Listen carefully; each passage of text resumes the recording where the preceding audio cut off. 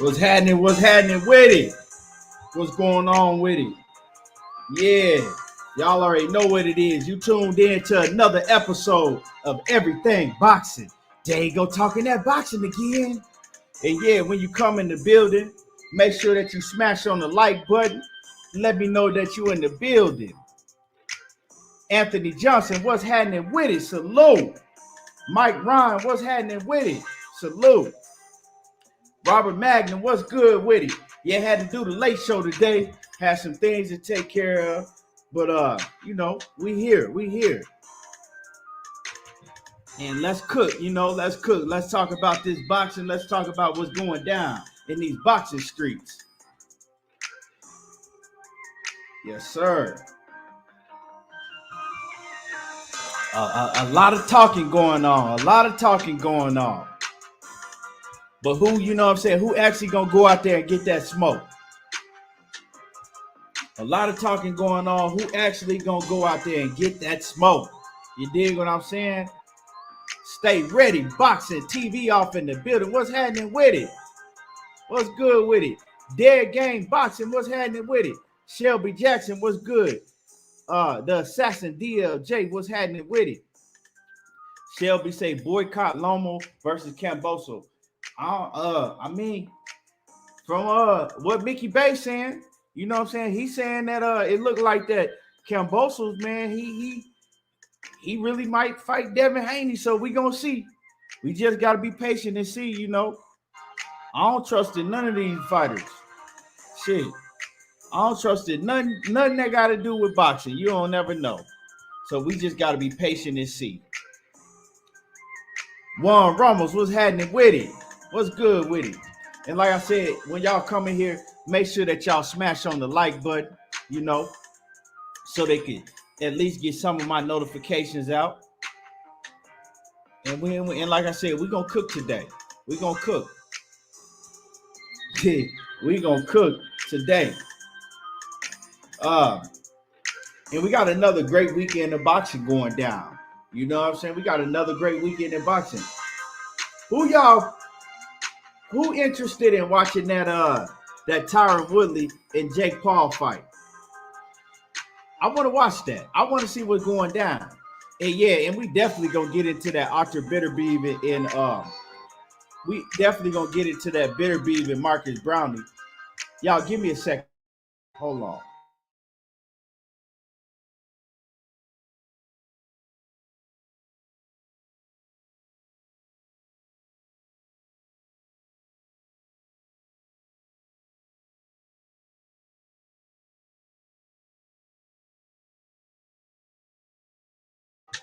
Yeah, but we definitely gonna talk about that Marcus Browne shit. And y'all need to go check out Mickey Bay on Trill Boxing Talk. That shit was a hell of an interview, man. And I know that wasn't Mickey Bay's purpose. You know what I'm saying? He just told his truth. But he exposed that whole TMT, Leonard Ellaby, Floyd Mayweather. He exposed that whole promotional company over there. He exposed them, and don't none of that shit that Mickey Bay said surprise me.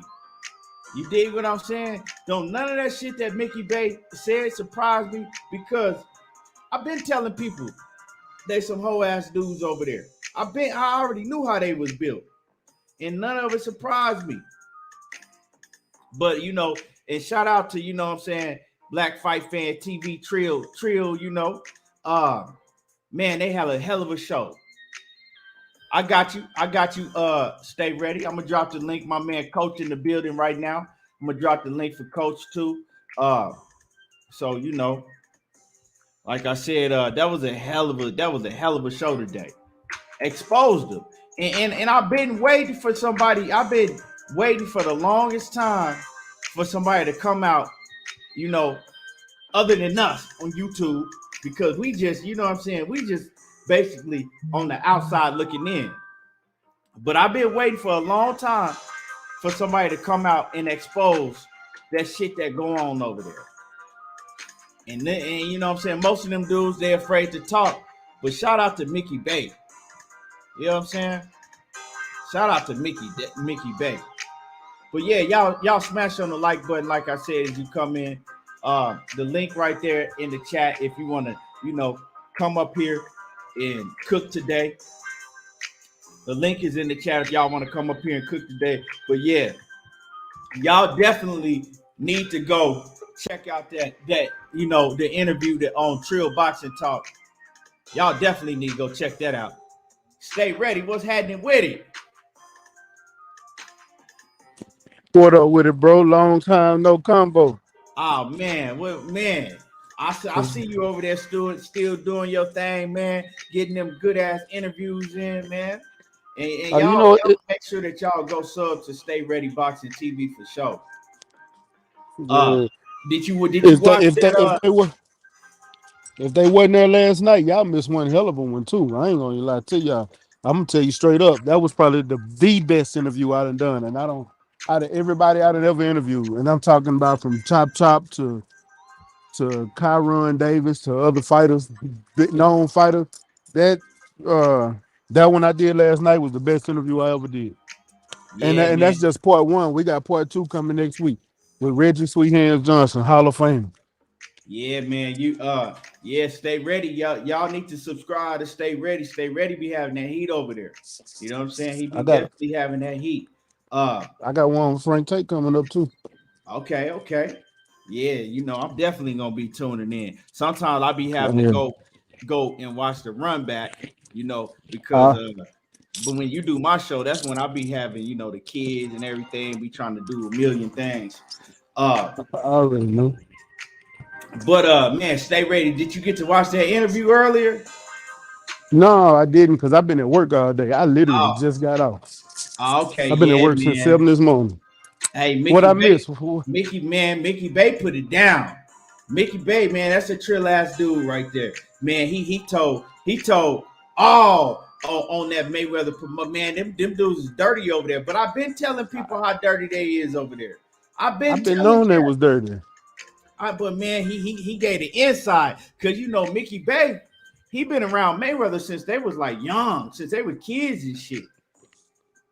Yeah. So yeah, man, he just told his truth. He told exactly what went down, you know what I'm saying, what go down, and yeah, man, it's a dirty game. That's all I gotta say. And you know, it's a dirty game. Welcome to the game of boxing. The whole sport is dirty. That's why they taking it out the Olympics. Yeah, right. Seattle A lot boxing of talk. people, What's happening with it? a lot of people don't even know that they finna take it out the Olympics. But yeah. Yeah, and one thing that he said, because I see old boy come in here and say something about Tank. He said they want Tank fight. That's not a way to get it. I don't know what he talking about, but one thing that he said, you know, a lot of people was wondering. He said that Tank would probably, you know, be get done dirty too, but Tank, right? Because everybody thinks that Mayweather and Leonard is running Tank. They said, you know, Tank is actually with Al, so Al oversee that shit with Tank. But if you ever go back and listen to some old interviews, one thing that Mayweather always tell Tank every time Tank and Mayweather was going back and forth, you keep on, I'm gonna go and tell Al, so I can believe that. Yeah, so Al is the one that's basically, you know, overseeing shit, making sure that Tank don't get fucked over and set on the shelf and all that other shit. But yeah, y'all need to definitely go watch that interview. Hell of an interview. What's happening with it? But yeah, man, it's a lot going on. You interested in that Jake Paul and Tyron Woodley fight this weekend? Stay ready. Fuck no. You ain't fucking with it? Nope. I'm gonna watch it. Yeah, of You course. know what? The only reason I care about anything on that fight is because I'm a Amanda Serrano fan. I've Yeah, been a Amanda Amanda Serrano Serrano. fan for a long time, and you know what I'm saying, I've been supporting her since before. I, I've been supporting her for some years since Right, I right. was supporting Cecilia Brækhus because I've been watching women's boxing, so it's Oh not nothing yeah, new to me me. too. Me too. When I've nobody been was watching women's boxing, there, I've been watching yeah. women's boxing. I've always liked women's boxing. I've been I've been watching since the first time. I'm gonna be honest with you. First time I caught women's boxing, I saw a Christy Martin fight, and Christy Yep. Martin was going so hard on this motherfucker dog. She made me fall in love with Yeah, watching women that's what fight. Then I everybody saw around everybody around our age, you know what I'm saying? That's how we got into it. Watching Christy yeah Martin, she was really, the first woman's boxer that people really got to see like that, and then yeah Ann Wolf but Christy Martin was the first one that they really put on the map like that. exactly. And Because she man, was she on caught my the attention. undercard of Tyson. Yep, Yes, and sir. she actually had her own cards on HBO. Yeah, yep. Christy Martin was doing big things, man, back then. People forget about that. People forget about that. She really the first big Pie, pioneer of women boxing because she was before Layla definitely. Ali. You know what I'm saying? She was Yep. before Layla Ali and all of them. Um and what's the other one? Right man, they made a movie on her. You talking about $1 Million Baby? Yeah. What was her name? I just can't think of her name right now. Man, I can't think of a name, but yeah. Rikers, man, it was something Rikers. Damn, but she was bad too. But we didn't really get to see too much of her. You know what I'm saying? We didn't get to see too much of her. And like you like you said, they made a film on her, $1 Million Baby. Yeah. Lucia Riker. Lucia Riker. It was Lucia Riker. That was her name. Uh, Mia St. John, but yeah. But see, Mia Yeah, Mia St. St. John, I forgot about Mia St. came, John. she And came Mia out. St. John was fine as fuck. Yeah, she was bad, wasn't she? But see, Hell yeah, she was. she came along when Christy Martin had already. Christy Martin was the one that really put that shit on the map like that. And then came women like Mia St. John and Layla Ali and Yeah. them and Ann Wolf. With Mia St. John, y'all got to understand, Christy Martin was the fighter, but they brought along a whole bunch of beautiful women to try to put them in gloves to fight. That was around the time Mia St. John was coming up. That was after Christina Martin. Right, Cecilia Brækhus came around in the early 2000s. She didn't right. come around in the In 90s the when I was a kid. 90s and shit. Yeah, Yeah, yeah. I I'm didn't really talking watch it. when Christy Martin was going hard, I'm talking about 89, 90. You Yeah. know what I'm saying? This is when I caught hold of Christy Martin. The first time I saw her was 89. Because they used to put on the undercards and them big ass events. And man, Yeah, she used to show out. She used to show out. like Uh it wasn't no Layla Ali. It wasn't no Ann Wolf. It wasn't none of no Mia St. John. It yeah, wasn't no right. Cecilia Brækhus. It wasn't no what was her fucking name? Shit, I could the list goes on, but none of those fighters that y'all naming right now, it wasn't back when Christina Martin was coming up. Like she was really the woman that they was pushing because she was out there really beating the brakes off of women. Right. Yeah, she was doing. And Bruce Goals, what's happening with it? OG, salute. Uh, my man Dwayne Freeman in the building. Boxing matchups with Dwayne Freeman. Now, everybody, Dwayne Freeman, he just got his YouTube started up. You know what I'm saying? That man is a great boxing mind. Y'all see him up on my panel. Make sure that y'all go sub to his channel and go show my man Dwayne Freeman some love.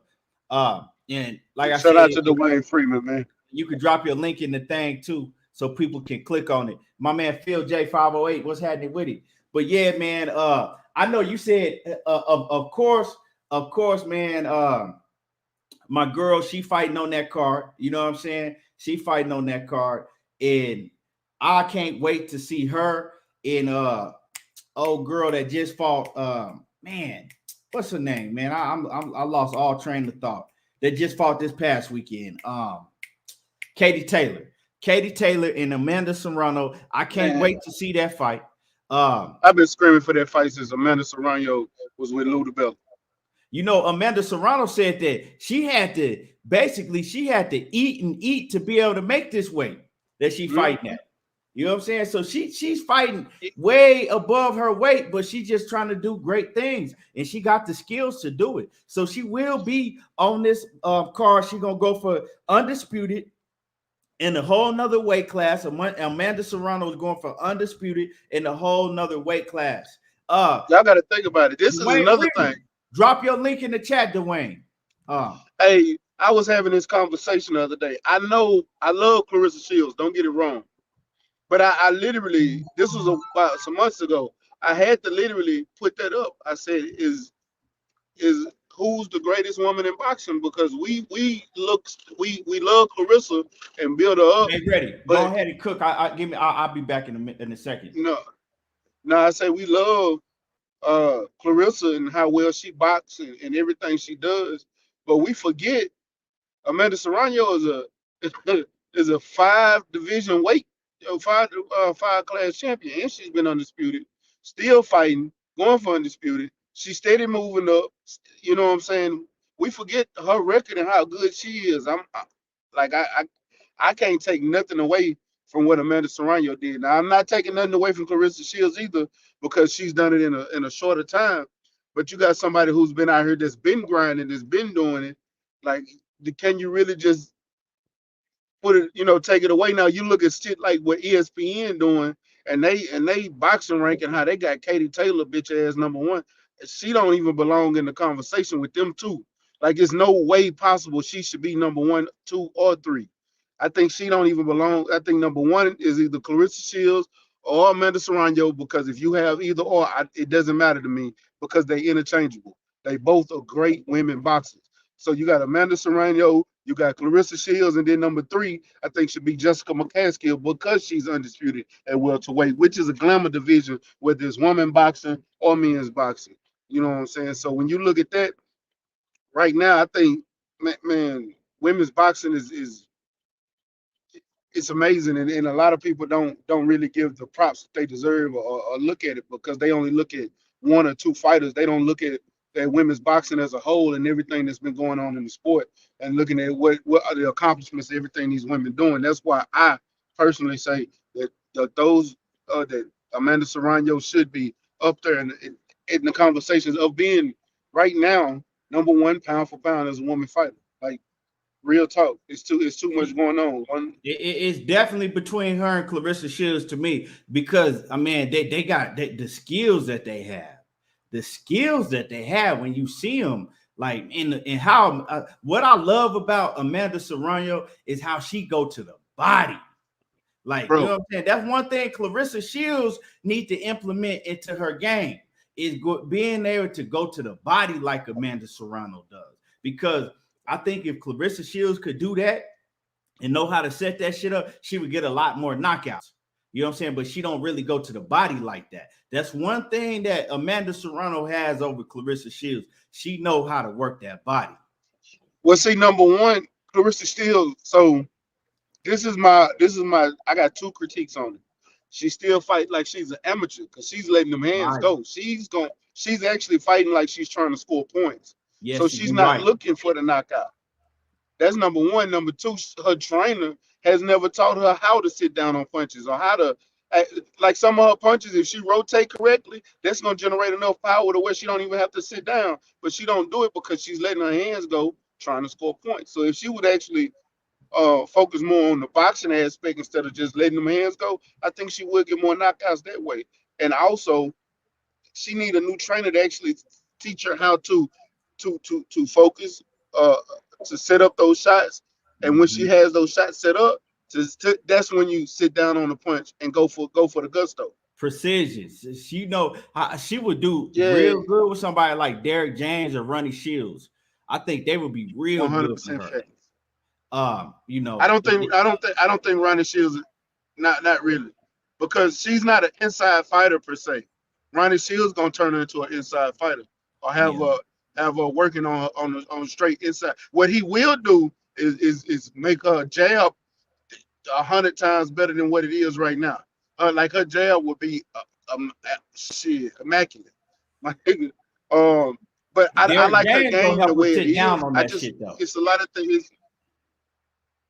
Derrick James definitely gonna help us sit down on it. Definitely Yeah. gonna help us sit down on it. Ronnie Shields will help us sit down on it. It's just that I wouldn't want her. It's certain, like if she would have fought Carissa Hammer as an inside fighter, do you think it would have been the same fight? She worked her Nah. way inside, but originally Yeah. she didn't start off on inside. Yeah. Right. Yeah. That's I see that's the what you're only thing saying. I say. I Right. like her game the way it is. Ronnie Shields would have had her being on the inside, Yeah, you right. and I Bruce love Gold Ronnie. said Alicia Baumgartner. We forgetting about Alicia Baumgartner right there from Oh, the that's Bay. Detroit. Hey, I You know what I'm I saying? I never forget about that's Bay. What the Hey, fuck you mean? hey, Alicia Baumgartner, man. She bad and she can fight. Mm-hmm. And I love that one. yeah. Yeah. So it's some hell Shit. of women fighters out there. And you know what I'm saying? It be getting under my skin when I be hearing these dudes like, oh, I don't like women's boxing. They don't need to be in the ring. Like, why not? You know what I'm saying? Fuck, why don't they? Some of these women can fight a lot better than these men can. Shit. But Shelby Jackson, what's happening with it? The boxing section, TBS, my man Kyle in the building. What's happening with it, man? Matter of fact, I got an interview with Danielle Perkins coming up soon.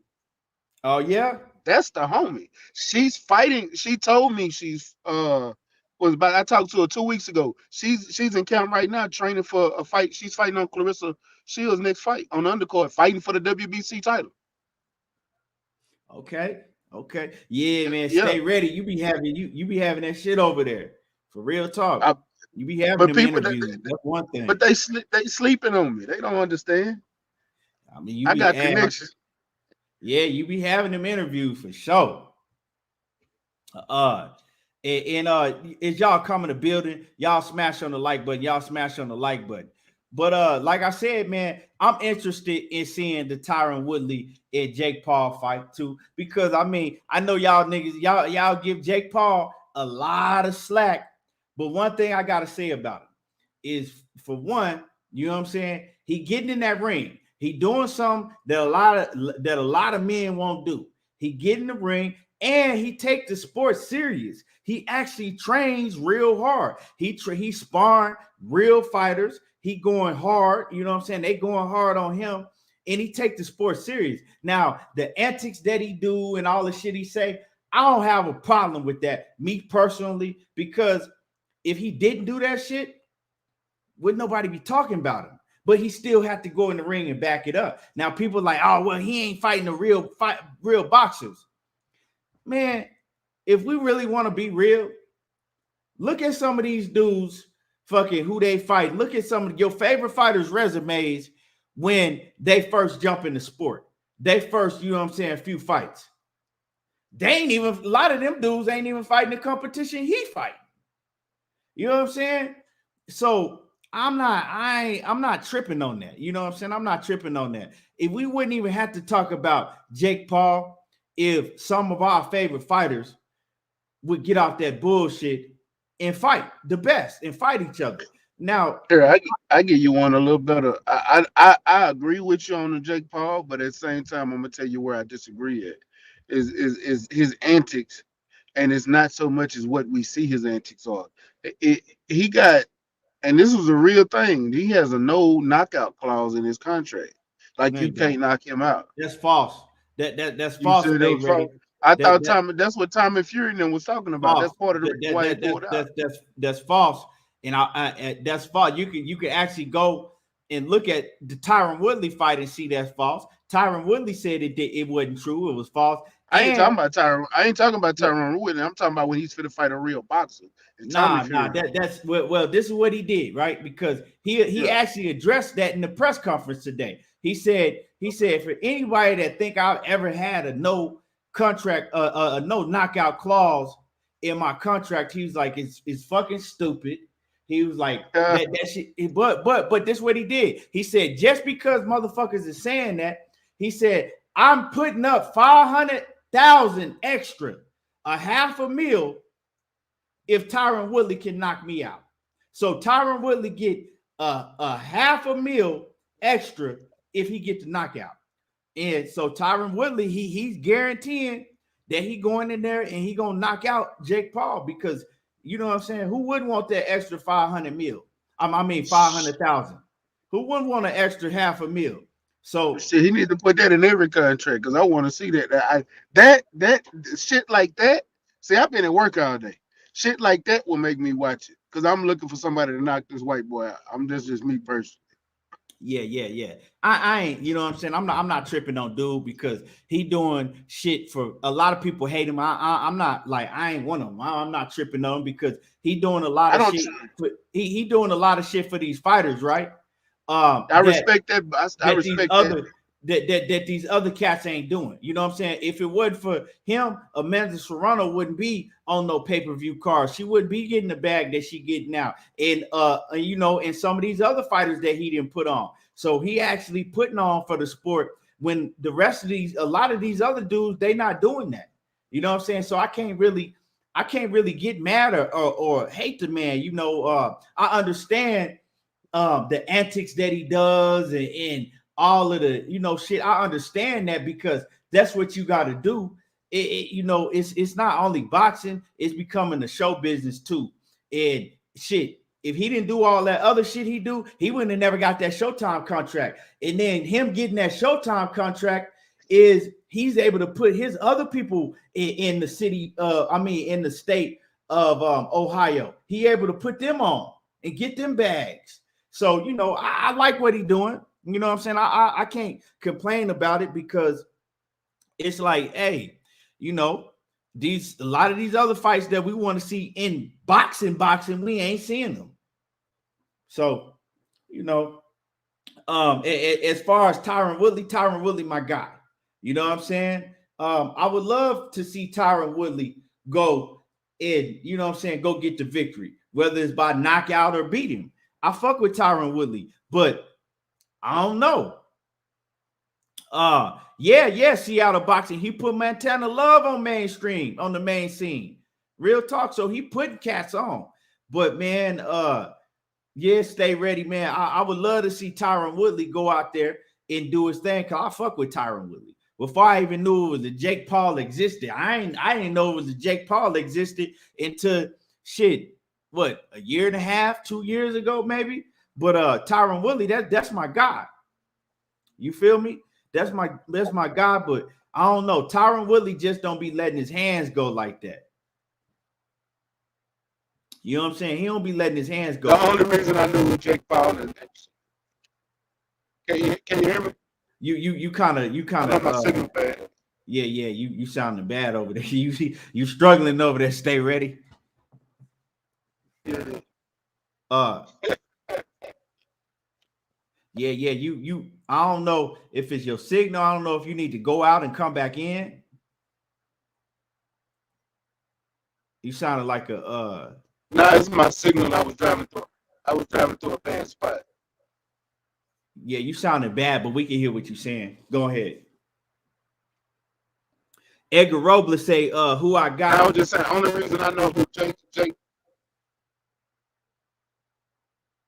Oh, you go ahead.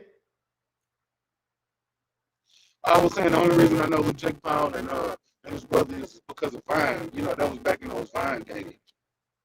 Yeah, your sound is messed up. Let me go out and come back in. Yeah, go out and come. I'll drop the link in right there so you can grab it again if you ain't got it. Oh no, I got it. Okay, bet. Let me see. My man asked me, Edgar Robles said, who I got? Woodley by he said who I got. He said he got Woodley by knockout. I don't know, bro. I might have to take Jake Paul, man. Woodley I want Woodley to win, but I ain't gonna bet on it. Jake Paul can fight, and the motherfucker got some power too. You know what I'm saying? Jake Paul got power. Woodley admitted it too. Woodley was like, yeah, he could crack. You feel me? So, yeah, my man, Emmanuel H in the building. What's happening with it? Salute to you. He could crack. He got some power. You know, Woodley been hit by some of the hardest hitters in the UFC. And shit, Woodley was one of the hardest hitters in the UFC in his weight division himself. So he did say Jake Paul could crack. So, he said he'll expect Woodley to get a KO based off what he was seeing. But see, Woodley was actually, he took this fight on short notice too. Woodley said that he was actually getting ready. I think he said he was getting ready to do a movie. You know what I'm saying? So he might have been training, but he wasn't training for no fight. He was getting ready to do a movie. When he took this fight, he said he got the call. He said, shit, it took him about 20 seconds to give a yes answer. And we got the rematch. What everybody been talking about. Did you watch the first fight, Stay Ready? Yeah, I did. Yeah, it was there, but I guess because I'm looking at it because it is a televised fight, I'm more crucial judging it, and that's why I don't like. It's like watching a up and coming fighters. I'd rather see up and coming fighters live and things like that because I won't judge it as harshly as I would major fighters, and that being a main event, it's hard for me to watch it. Yeah. I mean, see, I just take it for what it is. You know what I'm saying? I take it for what it is. It's strictly entertainment. You know what I'm saying? But Jake True. Paul is out here talking about that he gonna fight Canelo. Talking about, oh, it's definitely gonna happen. You know what I'm saying? And In a that's few definitely years. a first round knockout. And I'm like, this dude really, you know what I'm saying? Now, I ain't the one to tell somebody what they can't do and all of that, right? I ain't the one to because I mean, shit, I mean, Oh, I it didn't say he depends on can't how. do it, but it's gonna be a But no, first no, round no. knockout. I'm not saying you saying that. I'm just saying I'm not the one to tell somebody what they can't do and what they can't and all of that. But at the end of the day, you know what I'm saying? Canelo is a talent that, you know what I'm saying? Like you can box your whole life and most motherfuckers don't get the talent that Canelo got. You know what I'm saying? So Jake Paul getting in there with Canelo in a few years or whenever it may be, that's like a death sentence to me. You know what I'm saying? You get in there Me with too. Canelo, bro, but he got some nuts if he gonna really do it though. Yep, and Canelo will take it just because he know that's $100 million fight. And especially stay ready. Especially if he fight Canelo in his regular, 8-ounce gloves, regular fight, 8-10 ounce gloves, man, bro. Yeah, you And the gotta thing is, respect that man if he do that, huh? but the thing is, he's gonna have to because one thing I can tell you about Canelo, if you fight Canelo, you got to fight Canelo in Canelo turn. He don't Right, give a fuck about what you got going on. right. That's He's not even gonna entertain that shit. like that shit crazy. And he said no, it ain't if I'm going. He said I'm going to do it. I'm going to fight Canelo. That shit gonna be now. If Jake Paul could continue winning, right, and say Right. 2 years from now, he still ain't none of these dudes still beat him, and he go and fight Canelo. That is Floyd Mayweather and Conor McGregor all over again. I'm talking about how much money that fight gonna make. That's That's Pacquiao Mayweather type shit. yeah, You know what I'm saying? That fight gonna be a $300 million exactly. fight. And Mm-hmm. and Canelo's much more dangerous than Mayweather was. That's a whole different ball game. And salute to the Queen Cassandra Mason in the building. That's a whole nother Salute, Cassandra. Cassandra. You in Ohio, Cassandra. How you feel about Jake Paul? How you feel about him putting, he putting Ohio on the map? How you feel about Jake Paul? I want to get Cassandra because she right there, Yeah.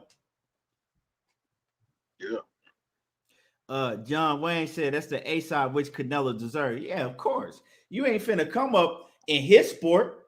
That's his sport. You ain't finna come up in his sport and tell him, you know what I'm saying, what to do. He finna tell you what to do. He finna tell you what the terms is. Dirty Red, what's happening with it? Off in that super chat. Salute to you. He says, have y'all seen Out Our Bigs fight? Out Our Bigs? Probably Stay Ready, probably have. I haven't. Ryan Clark, SUP Music. What's happening with it, man? Have I Where you seen been who at? fight? Out Our Bigs. I think I'm saying it right. No, Out Our I Bigs. actually haven't. I never heard of him, but I'm gonna look him up Ada tonight. Bigs. Okay, he said Ada Bigs. Nah, I haven't. Nah, I really haven't. I'll go check for it. It's a female, I guess. Ada? Is it a female? Dirty Red, is that a female? And salute to you in that super chat, man. Appreciate you. Anthony, what's happening with it? Salute. Cassandra Mason says, I actually have no thoughts about him. She indifferent. She ain't even thinking about him. Cassandra, you gonna watch the fight this weekend with him and Tyron Woodley? It's a female. He said she fine as hell. Okay. And y'all smash on the like button. Y'all smash the like button as you come in the building. Y'all smash on my like button. But man, we gonna get to cooking, man. We gonna get to cooking. Let's talk about, because I know you want to cook on this, just like I do. Stay ready. Let's talk about this Artur Beterbiev and Marcus Browne fight, man. This is a hell of a fight, and it's going down tomorrow. This is a fight that people been sleeping on. You know what I'm saying? This shit is this lightweight a super fight right here. You know what I'm saying? It is. Yeah, man. We got Derek James. And the way they looking over there is they ain't had a chance to show it in the ring, but man, they looking like they might it took Marcus Browne to a whole new level. You know what I'm saying? Him training with Derek James, he looking ripped up. And I'm gonna pull it up. So you go ahead and cook. I'm gonna pull up and show everybody what the weigh-in look like. Yeah, I saw it. I saw the weigh-in.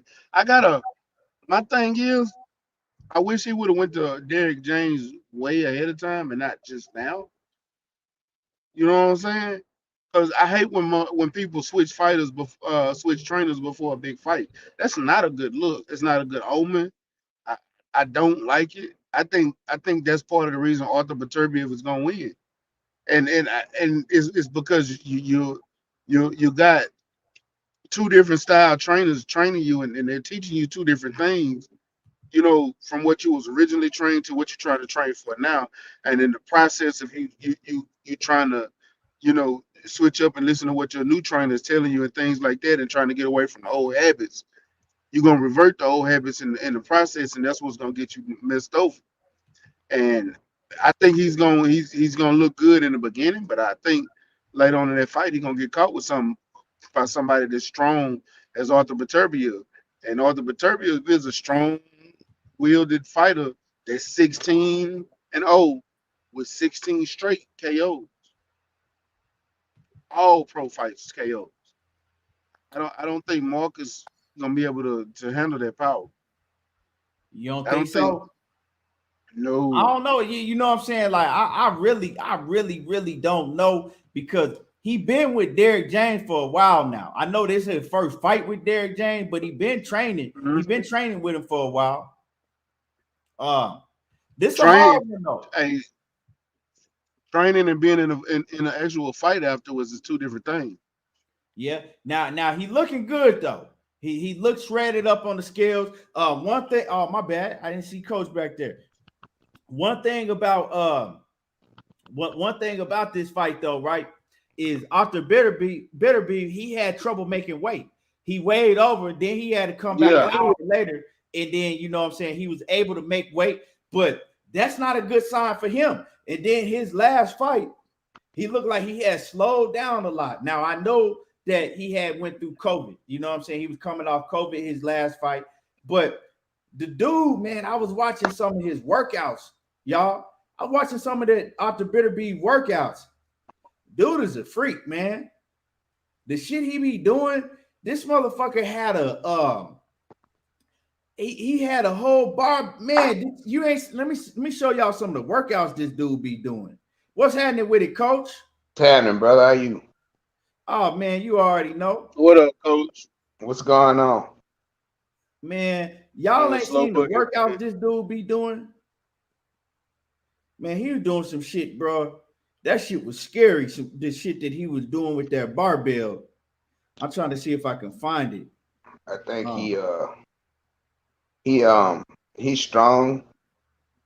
I know he's a ex Olympian. I know that, but I think I mean Marcus Brown got more pro experience than him. I think so. We'll see what Yeah, happens. We'll see Marcus what Brown happens. does have more pro experience, but We'll see. We'll see what happens. I think he's bit of beef might get a little exposed in this fight. Not saying he gonna lose the fight, but not saying he gonna lose the fight, but I think Marcus Brown gonna expose a lot to him from his foot movement. It ain't gonna be just he gonna go in there and knock Marcus Brown out. That shit ain't gonna happen like that. Now, does Marcus Brown have a suspect chin? Yes. He gotta protect himself. He gotta keep his hands high, and he gotta move. He gotta use his feet and his jab to outbox Beterbiev. I don't know if he can knock Beterbiev out. I haven't seen him tested like that yet. Marcus Brown punches pretty good though, but you hey, gotta be real when careful. Artur Beterbiev fought Vostik is a hard ass puncher. I Right, seen him take a punch. He got a hell of a beard. So right. I mean, yeah, he as if he. I mean, but if you get caught with the one you don't see, that's where it counts though. You know. So we'll see. We'll see. Like I said, I'm pulling for Marcus Brown. You know, I'm pulling for the American. I'm pulling for the brother. But you know, we'll see. I just think that Marcus Brown he gonna expose a lot on Beterbiev in this fight.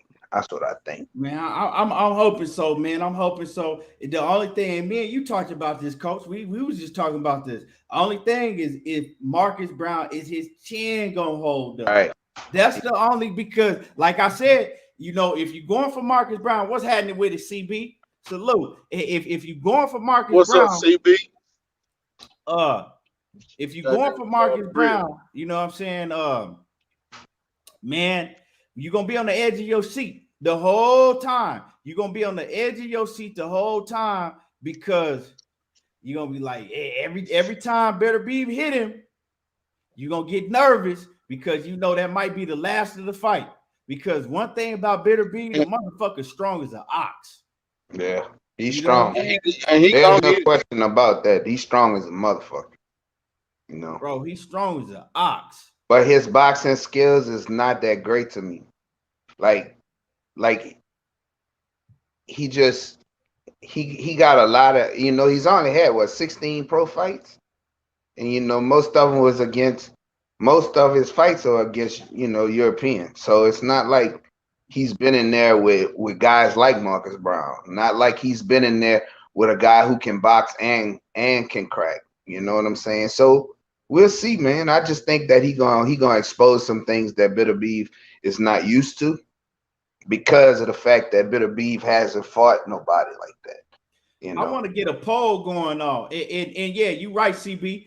We ain't forgot about that. Pascal was juiced to the gills when he got in there and fought Marcus Browning. You know what I'm saying? And I want to get a poll going on. And salute to my man Emmanuel H in the building, man, coming through with that big super chat. Man, I appreciate you. He says, salute, the big fish is back. Mr. Walk 'em down, coming to a pay-per-view near you. And we're gonna get into so y'all stay tuned because we're gonna get into this. We're gonna get into this. You know what I'm saying? I did some research last night, coach. Stay ready. I did some research last night because we was over there on Knockout. We was over there on Knockout channel, right? And I was told that all the Errol Spence's pay-per-view buys, you know what I'm saying? His attendance that he did, everything was fake. So I did some research and we're gonna talk about that, later on in the show. So make sure that y'all stay tuned. Coach know what I'm talking about. He was on the panel with me. Hey, did you research that other stuff with Leonard Ellaby? Nah. You know what? I didn't. I had forgot all about it till you told me right now. Yeah. Yeah. And y'all sub to the channel. If y'all ain't sub, smash on the like button. Y'all smash the Hey, like stay button. ready. Stay ready. Do you remember the time when Floyd had fired Lineal?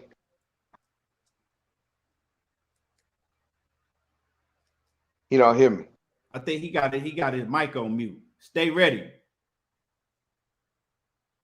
Stay ready. He might be. I know he said he was in the bad area. I know he said he was in the bad, but y'all get the likes up. Y'all make sure that y'all smash on the like button. But I want to get a poll going on, right? Who do y'all got in tomorrow's fight? Y'all got Artur Beterbiev or you got Marcus Browne?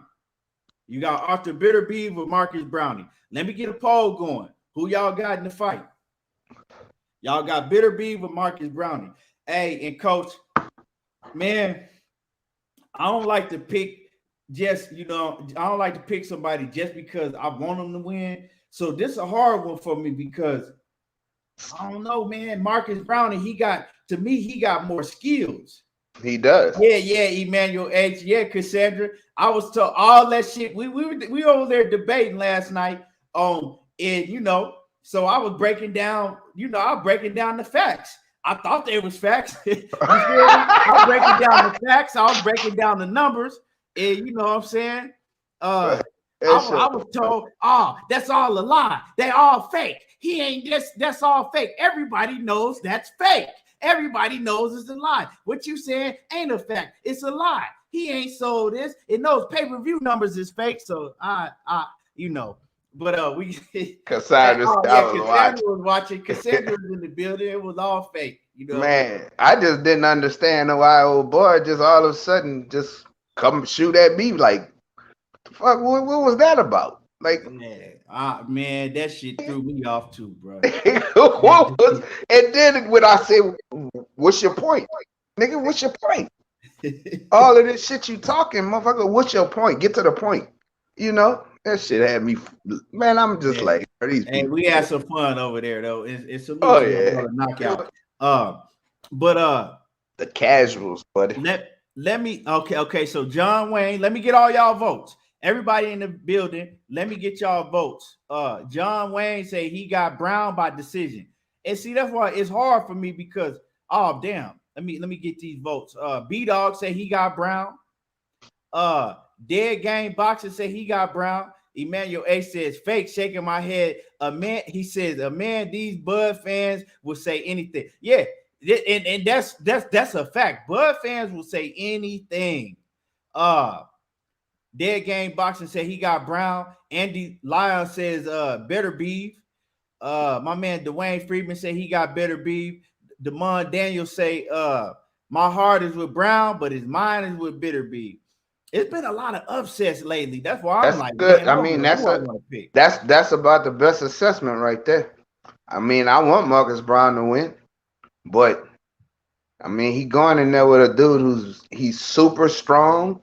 He's not as skilled as Marcus Browne, but that motherfucker punches hard and he's strong. So Marcus Browne got to be on his. He can't let him walk him down. He got to hit him with some shit and a lot of shit that's gonna make him think twice about just trying to bum rush him. Because Beterbiev, I've seen him bum rush a lot of guys too, and they fold, If Beterbiev, if he come in right, looking like he did in his last fight against when he fought Adam Dines or whatever his name was, when he fought that dude his last fight, he did get the TKO in the 10th round. But if he come in looking like he did in his last fight, because he was looking old and semi-washed up, but like I said, he was coming off of COVID. So that could have been a reason. But if he come in looking like he did his last fight, Marcus Browne gonna beat him. But he just showed something though. He showed his hand a little bit because he missed weight, bro. He had to go knock off 2 ounces. It's not a lot. You can get that in a sweatsuit, but man, bro, that's showing something. And he's a big dude. He probably like 6 foot, but he's a big dude. You know what I'm saying? Right. Big legs and shit. He's a big dude. Let me see. But I saw somebody in the chat said that they said that if he look bad, Canelo gonna want to fight him. I'm gonna tell you right now, Canelo don't fight like Marcus Browne. That's a different style, and you know that's you. Beterbiev, you standing and putting a high guard on Beterbiev, he gonna beat your ass up because he's so strong. You know what I'm saying? He's way bigger than Canelo, and he's way stronger. But what if Marcus Browne beat him and get them strapped from Beterbiev? Canelo not gonna fight him. Then Canelo gonna fight him. I'll bet $1 million he won't fight him. Hey, cause Marcus Browne got the skills. He got, you know what I'm saying? He got the skills to beat Canelo. And then Canelo, he coming up in weight. So you wouldn't really pick him to knock out Marcus Browne like that. Marcus Browne been in there with much bigger dudes. I got $1 million. Say he's going to go to Bivol, and that's gonna be the only fight he have at 175. I think he's gonna campaign at 175. Who he gonna fight? He gonna fight Beterbiev? He gonna get fucked up by Beterbiev. If Marcus Browne win the fight, he gonna lose to Marcus Browne. But the man, he might get past Bivol. But I ain't gonna say that he gonna lose to Marcus Browne, but what I will say is that Marcus Browne definitely have the skills to beat him. You know what I'm saying? I'm not gonna say that he gonna lose to him. We just gotta see. We gotta see him go. He ain't gonna even get in there. Stylistically, Marcus Browne is a nightmare for him. Yeah. I feel you. That's what I'm saying. I feel you. But we gotta see him in the ring. And we know damn well he ain't fucking with Zerto. Ain't happy. Get through some of these chats real quick. John Wayne say Browne by decision. So it's kind of split up. You know what I'm saying? It's kind of split up. Emmanuel A says, he said, you better than me. He said, how the hell you going to debate numbers? Men lie, women lie, numbers don't lie. Shaking my head. Man, they probably think pigs can fly and aliens cook us breakfast. I'm telling you, and they was dead serious. Hey, my man Scotty White, like I said, Scotty was saying the same shit when me and him got to debate. Oh, them numbers is a lie. That's a lie. Everybody knows that Errol Spence didn't do that many pay-per-views. Everybody knows he don't put that many. That's a lie. I said, all right, okay, well then, if it's a lie, but if they hiking up the numbers and doing all that, I said, well, the numbers that they come out with for Terence Crawford, that's a lie too. He actually did less than what they come out and tell you he did. I said, so you know what I'm saying? We back to the same place. I don't want to hear that. We back to the same place then. Texas made realist say Beterbiev by late stoppage. Hustle Holmes, he said it's gonna be a draw. God damn. Hey, you gonna if you bet on a draw and it's a draw, you gonna win some money. I might need to hold something from you. Jay Chestnut said Brownie like Tony Harrison fight up and down to the level of his competition. I think he steps up. I got Brownie by decision. Yeah, because we seen Brownie. I'm talking about he just beat the shit out of him, and everybody everybody wasn't expecting Brownie to do that. I mean, he only had that one bad fight against forgot who it was. He only really had one. Beat the shit. It was Badu Jack. When Brownie, that was the only fight. I lost money on that fight because I said I had been seeing Marcus Brownie, and I said, man, Marcus Browne ain't what people saying he is. You know, I watched him come through the Olympics, and then when he came and turned pro, and I'm like, man, this dude, because I just seen him up and down. And then when he fought Badu Jack, I'm like, man, Badu Jack gonna get him. And I bet on Badu Jack. And I lost a lot of money fucking with Badu Jack, and Marcus Browne beat the dog shit out of Badu Jack. Marcus Browne beat Badu Jack up worse than anybody that I ever seen do Badu Jack in his whole career. Yeah, but I forgot who it was. Who was it he lost to? His only loss is he lost to Pascal, but Pascal was on that motherfucking juice. Yeah, that's what it was. Yeah, remember he lost the belt. That's who it was. It was what was it? It was for a WBC silver. So that's some bullshit. And it was for the WBA interim light heavyweight. So it was for an interim title. And that's how Badu Jack went on to do, you know, what he did. He eventually got caught juicing, you know. Yeah. But see, a lot of people don't understand, Coach. Unless it's a big fight, a lot of these fights, they don't really have drug testing like that. They might have a regular piss test, you know, here and then one after but they ain't drug testing like that. So guys like Badu Jack and that's not like fighting in huge, big ass main events that don't generate a whole bunch of money, you know, on that level, before you get to that big level, a lot of them dudes, man, they can take steroids and they can get away with it for years and years and years because, you know, some of them fights, they just not paying for testing like that.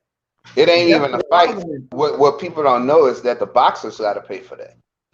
They got to pay for that themselves. And so they like, fuck that. We ain't fuck it. We ain't gonna do no testing. We ain't making enough money to pay however, you know, 20,000-30,000 to have extensive testing like that. So Yeah, they don't have testing.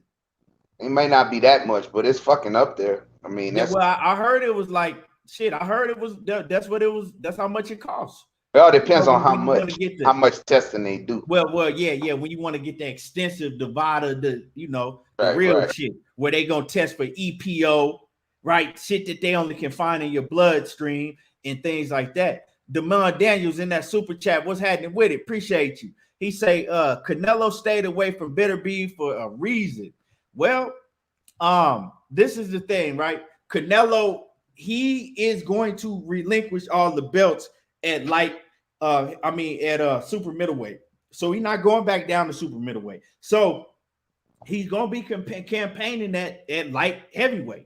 You know what I'm saying? He's gonna be campaigning at light heavyweight. That's what Eddie Hearn said he's gonna do. So when he go to light heavyweight, he gonna have to see these dudes. You know what I'm saying? Especially Eddie Hearn said that Canelo is only fighting for belts. He's not fighting for nothing but belts. He said any division he go to, he fighting the biggest fight for the belts. So you're gonna have to see either a Marcus Browne, a Beterbiev, a motherfucking Bivol. You gonna have to see Zordo Ramirez. Now, so I seen on Instagram today that he put out. Well, I didn't hear him say it, right? But somebody put his picture up and then they put a quote that Canelo said that it'll eventually happen between him and Zordo Ramirez.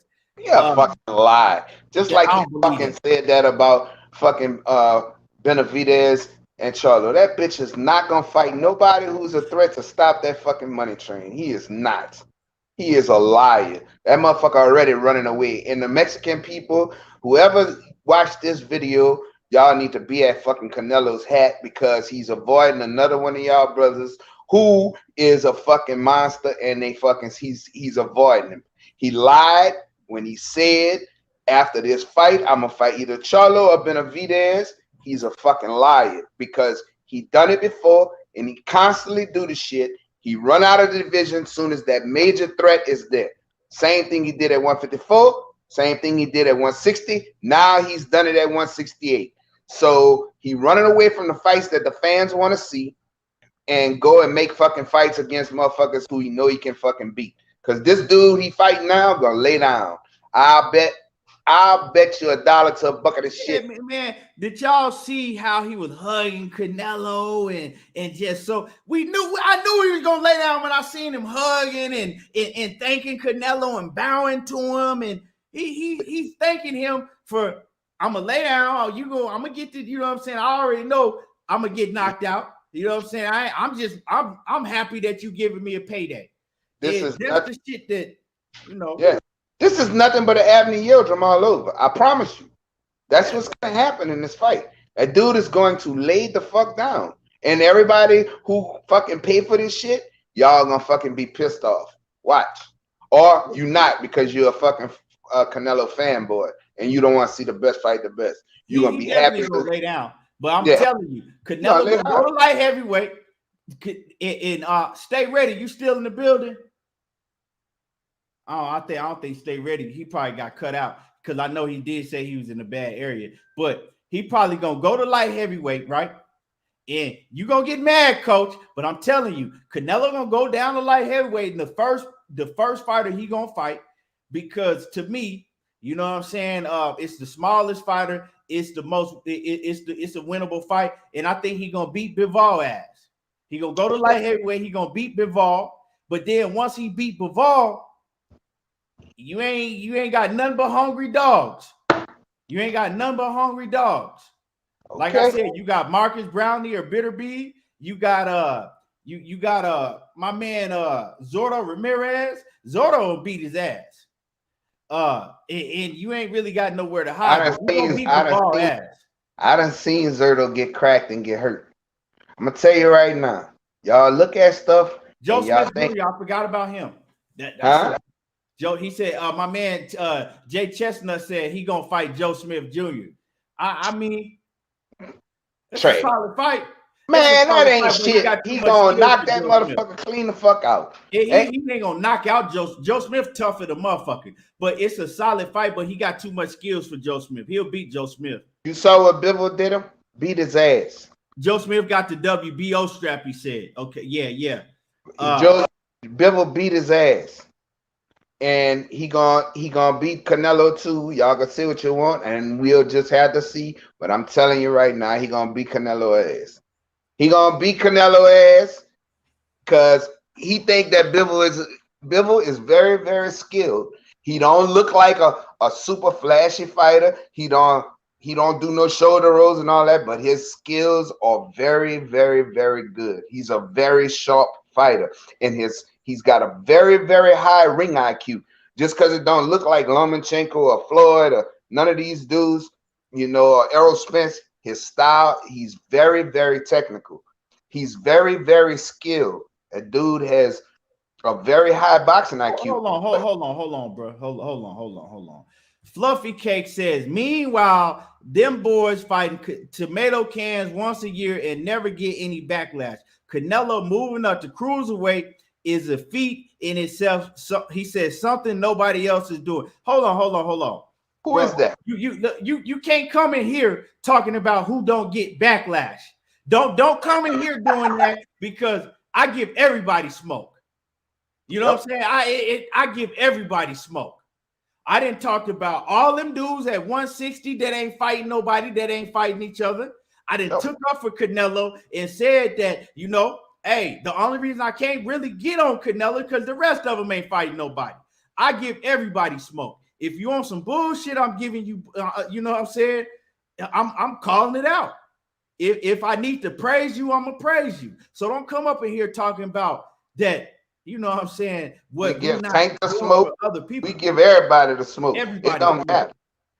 So everybody gets smoked. Right. So he's for whoever said that is for about Canelo. Y'all don't want to hear the truth. I you know what I'm saying? People hate the fucking truth for some reason. So they must not like God because God is the truth. So that means y'all don't like the truth.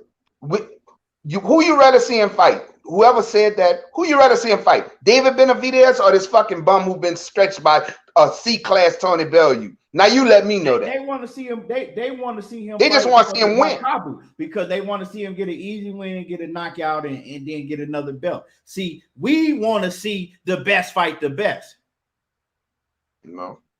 I talk about Tank too because he don't fight the fucking best.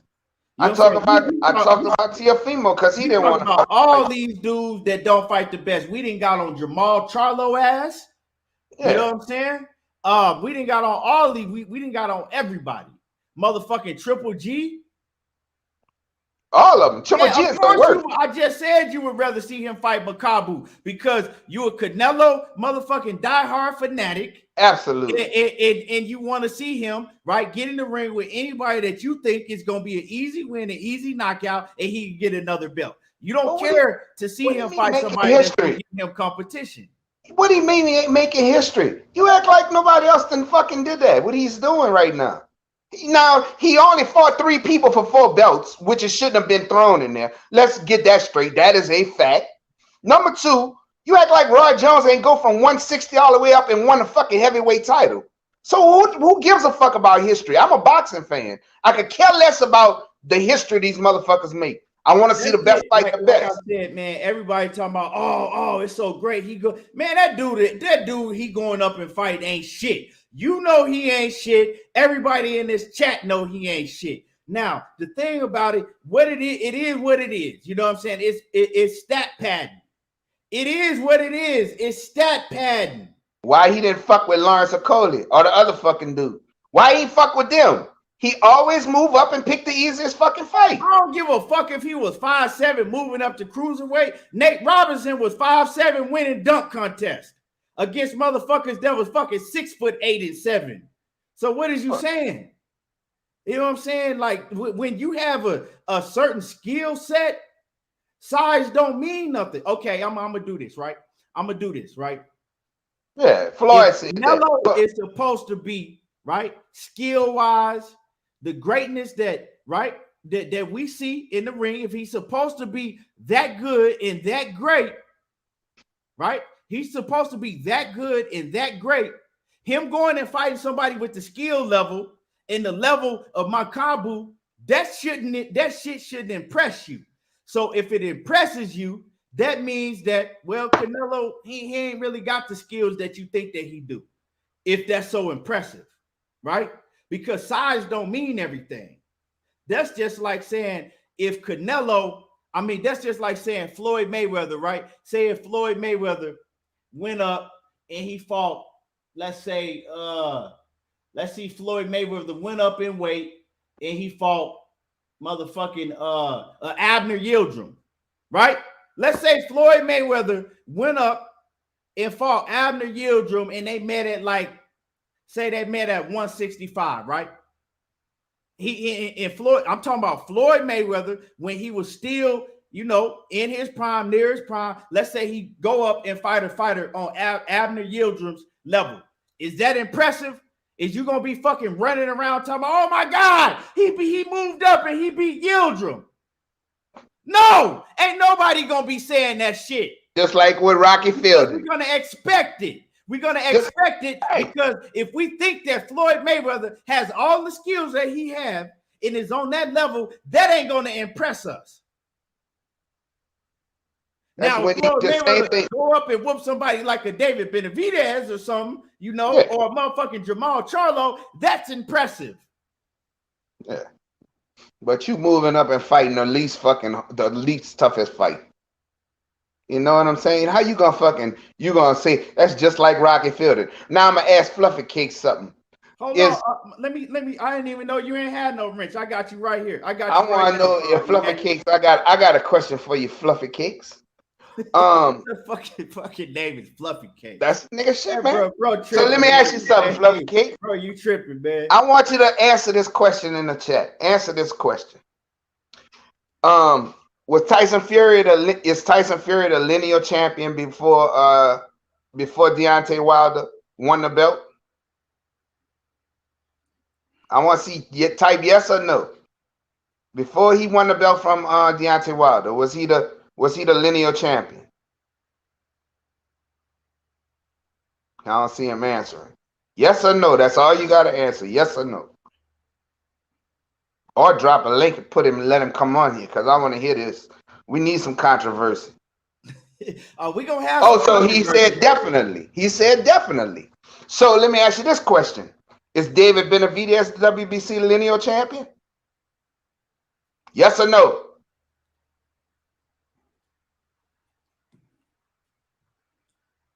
Come on, Fluffy Cakes. Yes or no? Is David Benavidez the WBC lineal champion because he never lost a belt in the ring, just like Tyson Fury got on drug? Yes. So why are you running away from him? So why is Canelo running away from him? If he's the lineal champion, because they threw his belt up in that bullshit, then they penalized him. How many times I said this, Keon? 3 times. He lost it on the scale. They took his belt. Then you fought for his belt. Then you fought Abner Yildirim, and when David Benavidez was the #1 contender. So how come he don't deserve a fight if he never lost it in the ring? How come he's not the lineal champion if Tyson Fury was the lineal champion at heavyweight? And to tell you the truth, right? Because if you look at it, right, David Benavidez, we talking about out of all of the fights that they can make, we talking about moving up, fighting Beterbiev, fighting Bivol, fight Marcus Browne, unless you fighting motherfucking Zorro Ramirez, David Benavidez the biggest fight for him. That fight is huge. The Mexicans, first of all, all boxing fans are gonna buy that fight. But you know how big that fight is gonna be for the Mexicans? David Benavidez versus Canelo. Absolutely. And he said that he want the biggest and best fights. He lied. Now he said he going up to make history. Where the cruiserweight? He said he gonna fight for 7 more years. That's what he said. 7 more fucking years. Why not fight the lineal champion and then solidify that undisputed bullshit that you knew you was gonna get because of the fucking sanctioning bodies is your fucking pets. So why not fight him? Then move up to cruiserweight and fight whoever the fuck you want. You said it. It came out of your mouth that you were gonna make either Charlo or David Benavidez. Then right after the fight, you say, you know what? Fuck y'all. I'm going to fight this dude that Tony Bellew knocked out. He's an easy win. He not fucking with Lawrence Okoli and what's the other guy? He not fucking with them. You gonna go fight the easiest fighter. The same thing he did before. Same thing he did when he moved up and fought Rocky Fielding. It's Canelo's weight. That's the way he fucking operate. He don't want no serious threat. And I'm not even tripping on. I ain't even. And y'all ain't heard me say nothing about Charlo, right? Because I'm not tripping on Charlo. Charlo don't deserve that fight. I done said it a million times, and I'm gonna continue to say it because Charlo out here, he moving real funny. You know what I'm saying? The dude ain't moving. He ain't moving right. You know what I'm saying? He moving real timid. He don't even deserve the fight, right? You can't. And always running his mouth. And always running his fucking mouth. So he don't deserve the fight, but he don't. You know what I'm saying? He don't have to give Benavidez no fight. So let's clear that up. He ain't gotta give Benavidez no fight. But if you saying that you want the biggest and best fights, well, it don't really get no bigger. It don't get too much bigger than that for Canelo in them weight classes, because that's a huge fight. You dig what I'm saying? That's a huge fight. But you know what I'm saying? So before we move on and get to the main topic, right? Before we move on and get to the main topic, mate, right? We all seen that Usyk came out. He said, "Hey, I moved down." You know what I'm saying? If he fighting that cruiserweight, I'll move down. You know what I'm saying? And I'll fight him.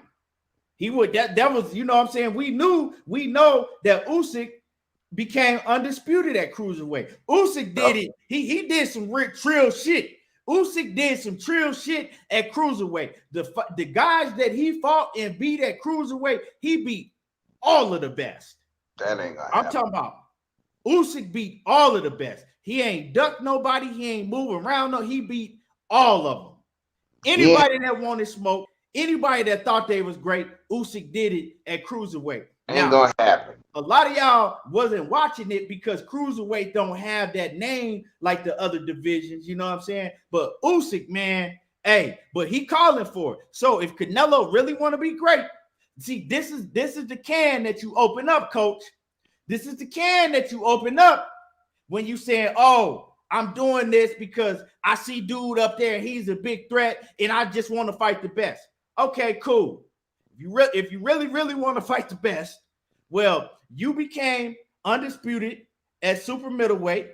Now you coming to the division that I became undisputed in. Well, fuck it. Let's meet. Let's really make a fight. If you really about that work, if you really about what you talking about, I'll get this work with you. What's popping? We ain't heard him say nothing about Usyk.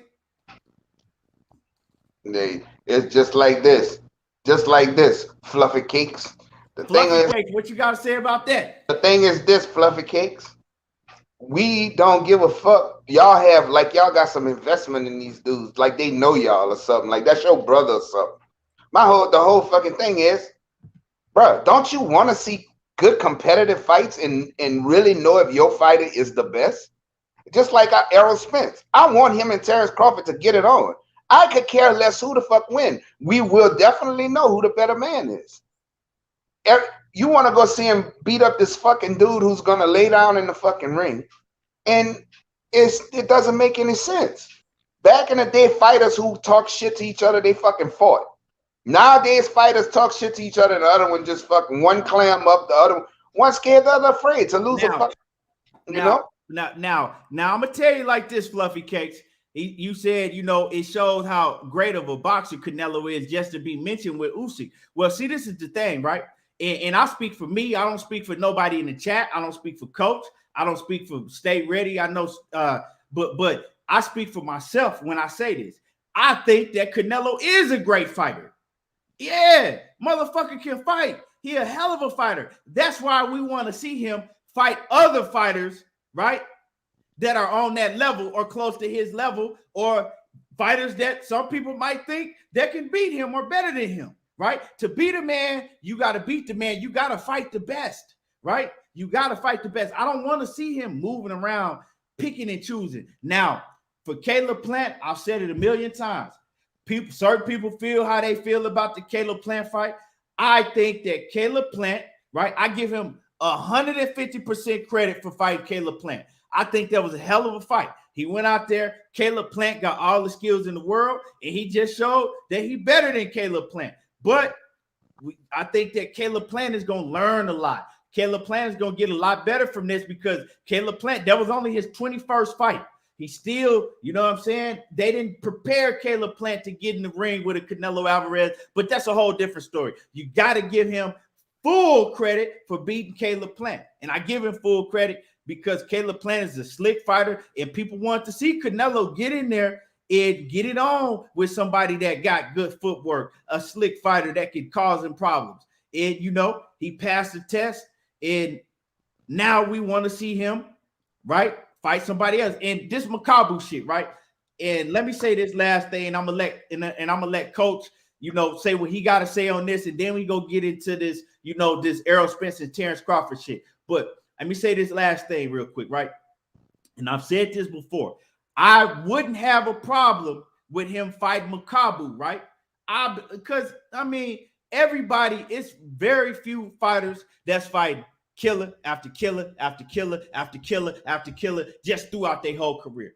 We seen dudes do shit like this, you know what I'm saying? Go up, take a motherfucker that they see as food, come back down, and then continue to do what they was doing.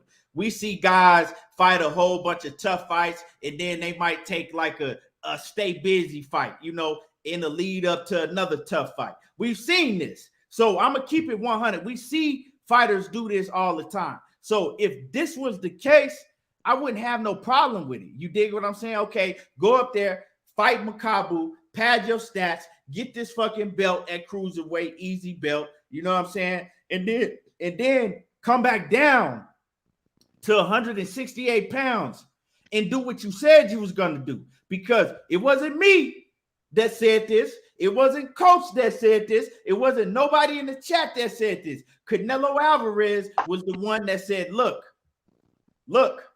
I'm looking to be in this 168 pound super middleweight division for a long time. I'm looking to stay here and defend my titles. And yeah, we can fight. We can get the fight with David Benavidez. Yeah, we can make that fight happen now that I'm not, you know, tied to a promoter. I'm going to make all these fights happen. Yeah, I'm going to be in this division, right? But as soon as he got the belts, he going up to cruiserweight, and then he going to drop the titles and he's skipping. He's skipping. So to me, is you not doing what you said you were going to do, right? You're not doing what you said you was going to do. Even though Coach disagree, and me and Coach argue about this shit all the time, I think that he'll beat David Benavidez. But if you're not willing to get in the ring with him, right, improve men like Coach Wrong and whoever else that think that David Benavidez can beat him, if you ain't willing to get in the ring and prove it, I can't really say shit. You feel me? Even though I think that you can beat him, I can't really say shit. You know what I'm saying? I damn near know you will beat motherfucking Jamal Charlo. Even though I'm not tripping on you fighting Jamal Charlo, but you said that you would fight him. So that's my problem. Demetrius Andrade, that bullshit he said about Boo Boo, that was some fuck ass shit. Oh, I mean, you could have gave a better, you could, even if he had said something else, not, oh, you're a horrible fighter, because you can't call him a horrible fighter. And then we go down the list of your resume, some of the fighters that you fought. And they they're actually terrible fighters. So you can't say that that's the reason you're not fighting him. Now you could have been like, I'm not doing business with you because I don't like the way that you do business. You know what I'm saying? You're not getting the chance for me because, you know what I'm saying, you got a faulty history of doing bad business. I'm not giving you no. You could have said some shit like that, and then I would have been like, fuck it. I mean, all right, well, okay. You know what I'm saying? I couldn't really say nothing. But the shit that you gave really showed me that you really didn't have no reason to not fight him. You just didn't want to be in there with that style. That's what it made it look like. But, Coach, let me get your last thought on this real quick, and then we're going to He said that the Makabu fight is a great fight. Did you ever see Makabu fight? His balance is atrocious. He's not a very good fighter. He can punch hard, but that's about it. He's not a good fucking fighter. David Benavidez got skills. He's big. He's strong. All of this shit. Knockout. I'm gonna drop the link if you wanna hop on. Knockout. You gonna sit here and tell me that that's a bit? You rather see him do that than fight David Benavidez? Then you're a fanboy. That's all it is to it. You don't care that your fighter. I don't want to see the fighters that I like fight bullshit fights. Because first of all, if I'm gonna pay you some fucking money to watch you fight, I want to see you in competitive fights. I don't want to see you fighting some bum. I don't want to see it. I coach by. I hate it. I can't stand it. I want to see the fighters who fight the best. Boy, once you get to a certain level, just like we talked about before, heavy is the head that wear the crown. Why will you run now? You did the same shit at 154. You ran out of division. You moved up to 160. Soon as a threat came, you ran out the division. Instead of you fight Jamal Charlo, who's your mandatory for the WBC, you dropped the belt and got a franchise title. But you call yourself pound for pound. Y'all call him pound for pound. Just because, and he go up and he smack all these fucking dudes who's flat-footed. Now, the last fight, that was a good fight. I give him credit for that fight. With a guy who's only fucking 22 fights. That's good. But now you want to run out of division when you lie to the people. The people could care less about you making history about cruiserweight. If you're going to go to cruiserweight, why you always pick the weakest link? This shit is, you always pick the weakest link. All you care about is your man winning. No matter, he could go fight fucking Joe Dirt. You don't give a fuck. Read Dr. Hook's comment. He put some facts in there, and I didn't even know this. What did he say? Hook, read his comment. I can't see it. What it then? He say he hold on. Let me, because it skipped. Let me go back to it. Dr. Hook he says Makabu opponents have a total of 153 losses. Only 16 out of 30 of he says only 16 of the 30 even have winning records. What an enigma. Yeah, so but it's a great fight. We want to see him go up in there and fucking lay down for Canelo. So Canelo fanboys could say he's the greatest fighter ever, but you're not fighting the best. He talking about world champion after world champion. Okay, world champ, European after European. Yeah, that's what he beat up on. He beat up on Europeans. That's what he did. He beat up on a bunch of fucking Europeans except Caleb Plant. That's what he did. Facts. Now, I give him credit. Like I said, I give him credit for some of the fights. You know what I'm saying? Some of the people that he beat, I'm going to give him credit. But when he's doing bullshit like this, I'm going to get on his helmet for it. When he's doing bullshit like Abner Yildirim, I'm going to get on his helmet for it. When he's doing bullshit like fucking Liam Smith's and goddamn Rocky Field hands and shit like that, I'm going to get on his helmet for it. But when he fought Triple G, I gave him all of the fucking praise in the world for it. When he fought Daniel Jacobs, I gave him all of the praise in the world for it. Okay, Fluffy Cakes.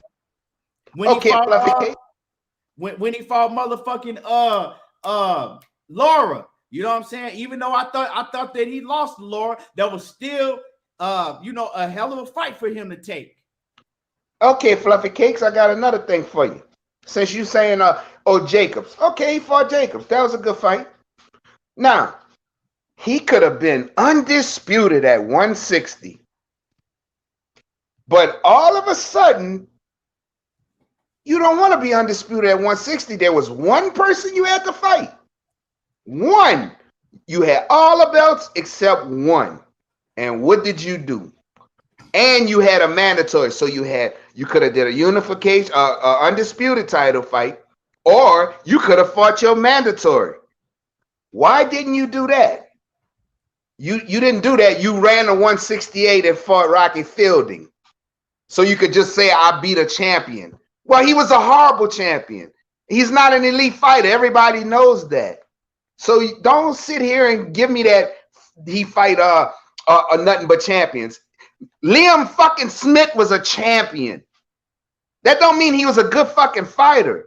That don't mean shit. They got fucking, if they only had one belt and no other belts in each division, then you could say, you know what, that motherfucker fought the best. He fought the champion. Because then we wouldn't have a 900 fucking belts out there and anybody could get one. Or anybody could buy one. Because that's what the fuck they doing. And that's a fact, and I wish that boxing was like that. Get rid of all these belts, have one belt in each division. Hey, then you'll really see who wants to smoke. You know what I'm saying? You'll really see what it's about. That's the way it used to do. I guarantee you, if in boxing was ran like UFC, a lot of these motherfuckers would pick a different profession. Hold on. And my man, Damon Daniel says Canelo and Tank don't fight black fighters.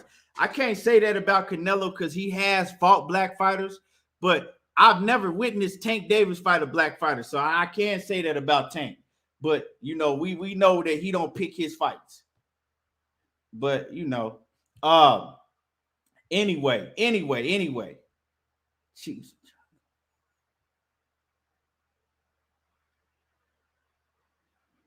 I'm gonna take the Chiefs. But anyway, y'all get the likes up. Y'all hit my like button. We finna really cook. Y'all hit my like button. Get the likes up. If you're not subbed to the channel, make sure that you sub to the channel. We're gonna get into it. And like I said, if anybody want to get up here and cook on this, we're gonna talk about this.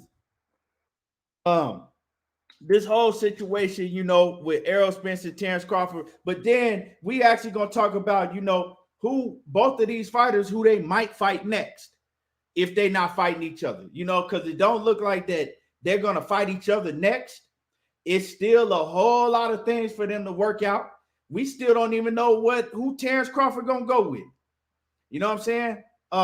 We still don't know who Terence Crawford's gonna go with. So it's a whole lot of things to be, you know, figured out before Terence Crawford and Errol Spence can fight each other.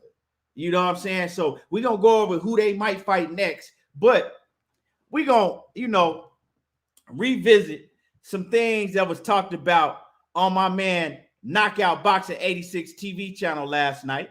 You know, we're going to revisit that. And like I said, y'all hit the like button. Coach, you in the building? I think Coach had to run off for a minute. Yeah, I'm back. Oh, you back? Okay. So, yeah. Coach, we're going to start off by revisiting, you know, what was going down over there on Knockout Boxing 86 TV last night, right? So, and for those who wasn't in the building, I'm going to catch y'all up to speed for a little bit, right? So, basically, we was talking about, you know, the whole situation with Terence Crawford and Errol Spence. And, you know, the conversation came up from a tweet, and let me pull it up in my phone. So I could give y'all exactly what was said.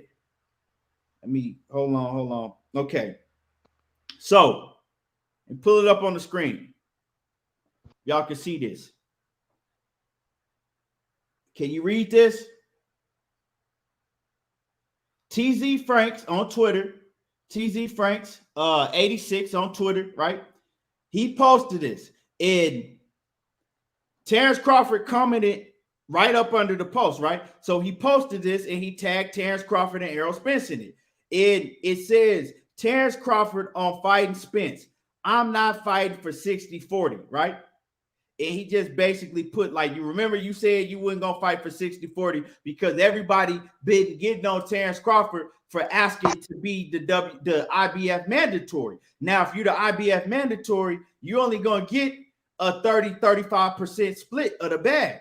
That's less than 40%. So he posted that on Twitter and tagged Terence Crawford in it, and then Terence Crawford responded to that, right?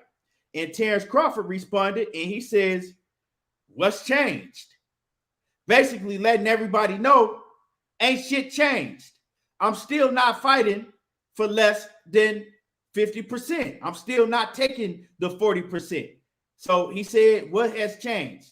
And so this is what I said. I said, look, I said, at the end of the day, it's up to Terence Crawford, because Crawford is going to have to go over there, right? He's going to have to come up off of his ego, because he has a huge ego. He's going to have to step down from his ego, right? He's going to have to do business with the PBC. He's going to have to do business with Al Heyman. And he's told people, right? This is a fact. He's told people, his people, that he don't want to fuck with Al Heyman, right?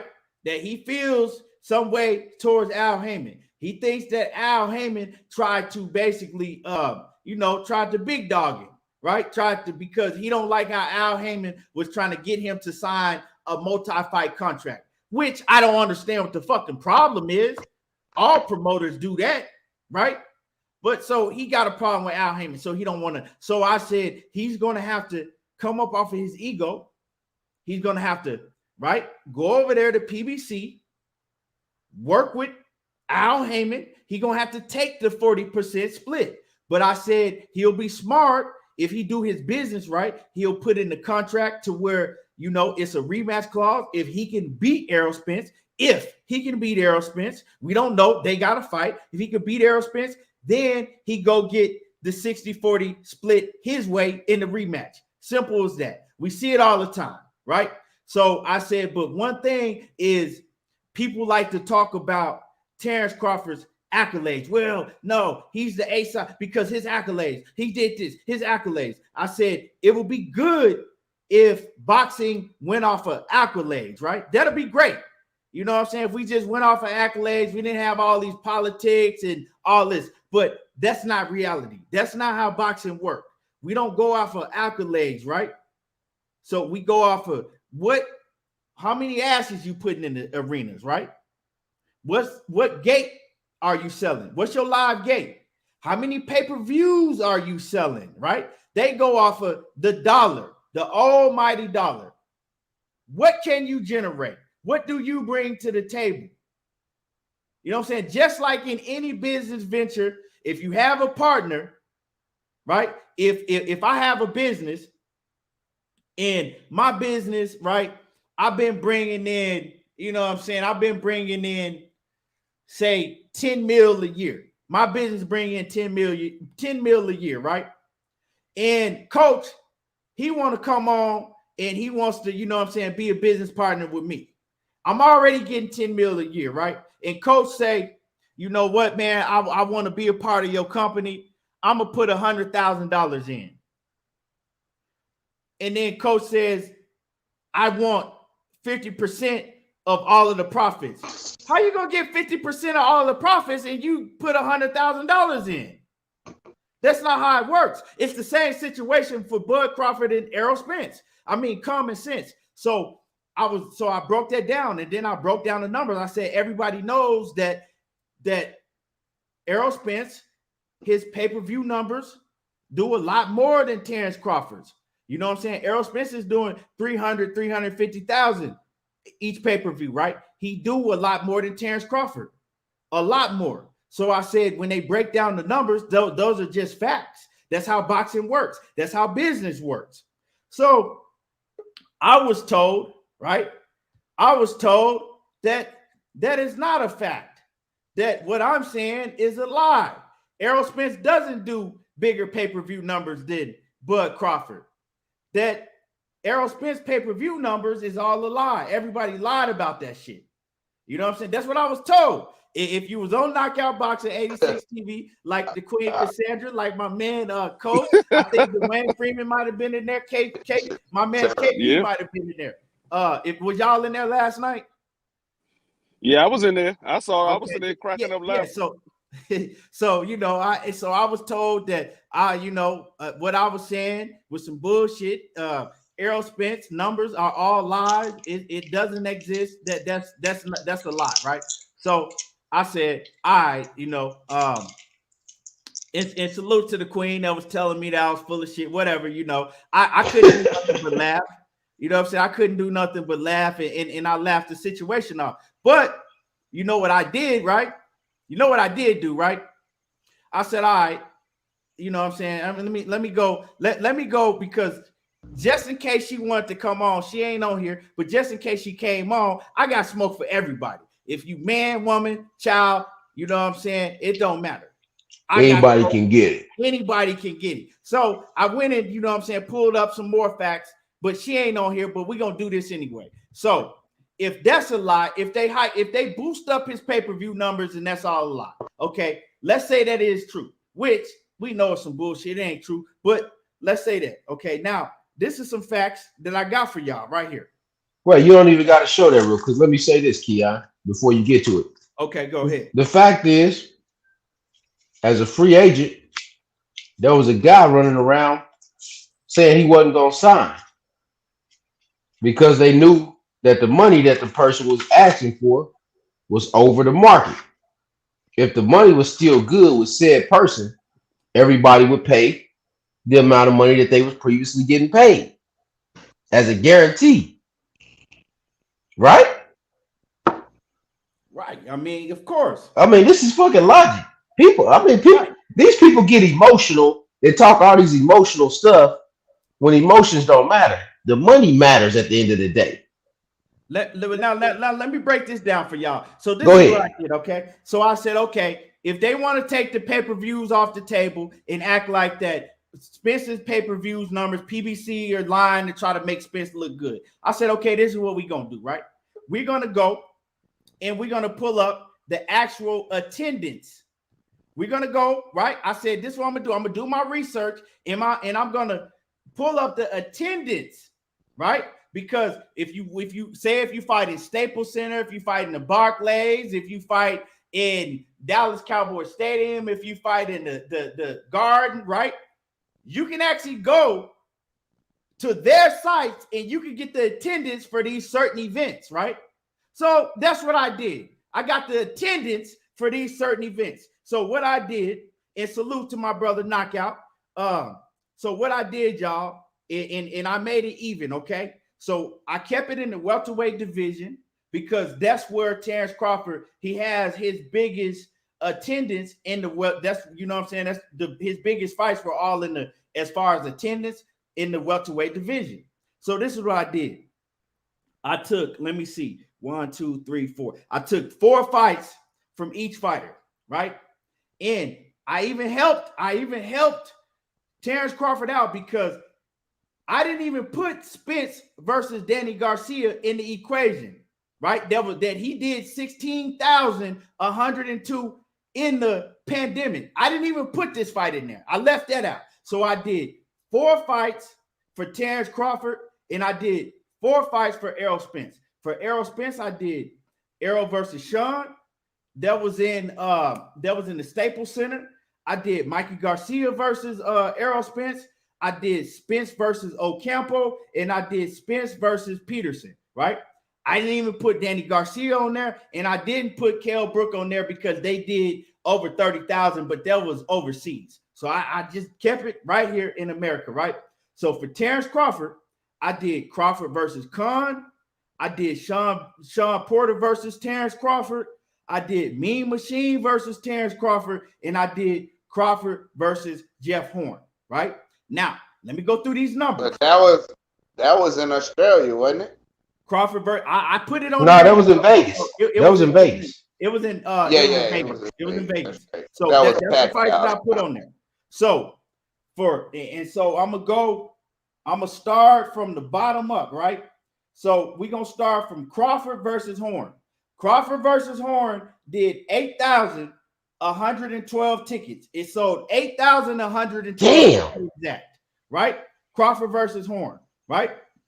Let's go to Yeah, my Errol high Spence. school gym hold that. Go ahead. Let's go. Then we're gonna go to Errol Spence versus Lamont Peterson. Errol Spence, because this is around the same, you know what I'm saying, in that same time. Errol Spence versus Lamont Peterson did 12,107, right? So that's a big difference, right? That's a big difference. Errol Spence did 12,107. Crawford Horn did 8,112, right? Almost 4,000 different. And these, you can go get these numbers from these arenas. So don't come up in here talking about shit fake. Pound for pound, don't come up in here talking about shit fake, right? You see these Crawford fans, right? So, say ticket sales are fake too. So let's go ahead, Keith. Let's move on. Then we got let's see where we gonna go. Okay, so then we can go to we can go to Mean Machine. Let's go to Mean Machine versus Terence Crawford. Mean Machine and Terence Crawford.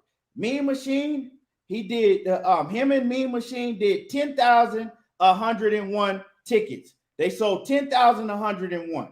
So he did a little better than he did versus Crawford. He did 10,101. He still ain't sold the amount of tickets that Spence and Peterson did. And Spence fought Peterson before he even had a huge name like that and fought Mikey Garcia. So, right? So now let's go to Spence's pay-per-view. Let's go to Spence's fight. Spence, right? We going around that same time.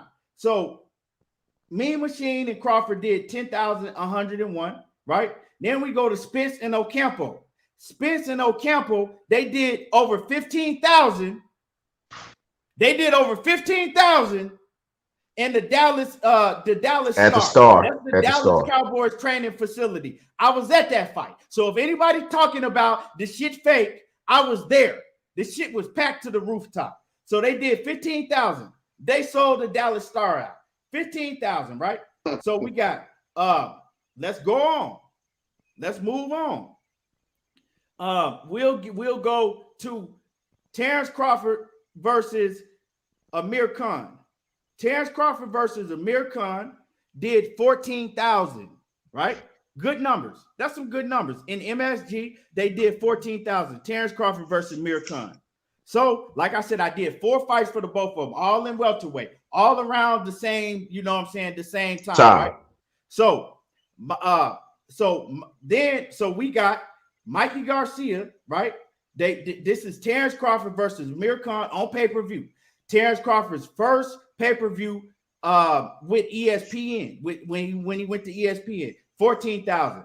Mikey Garcia and Errol Spence did 50,000.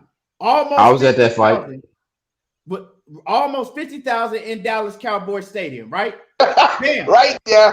That's it. You ain't even gotta fucking go on. Hold on. So right. Shut that shit down. So now, right? And that was actually Terence Crawford's biggest.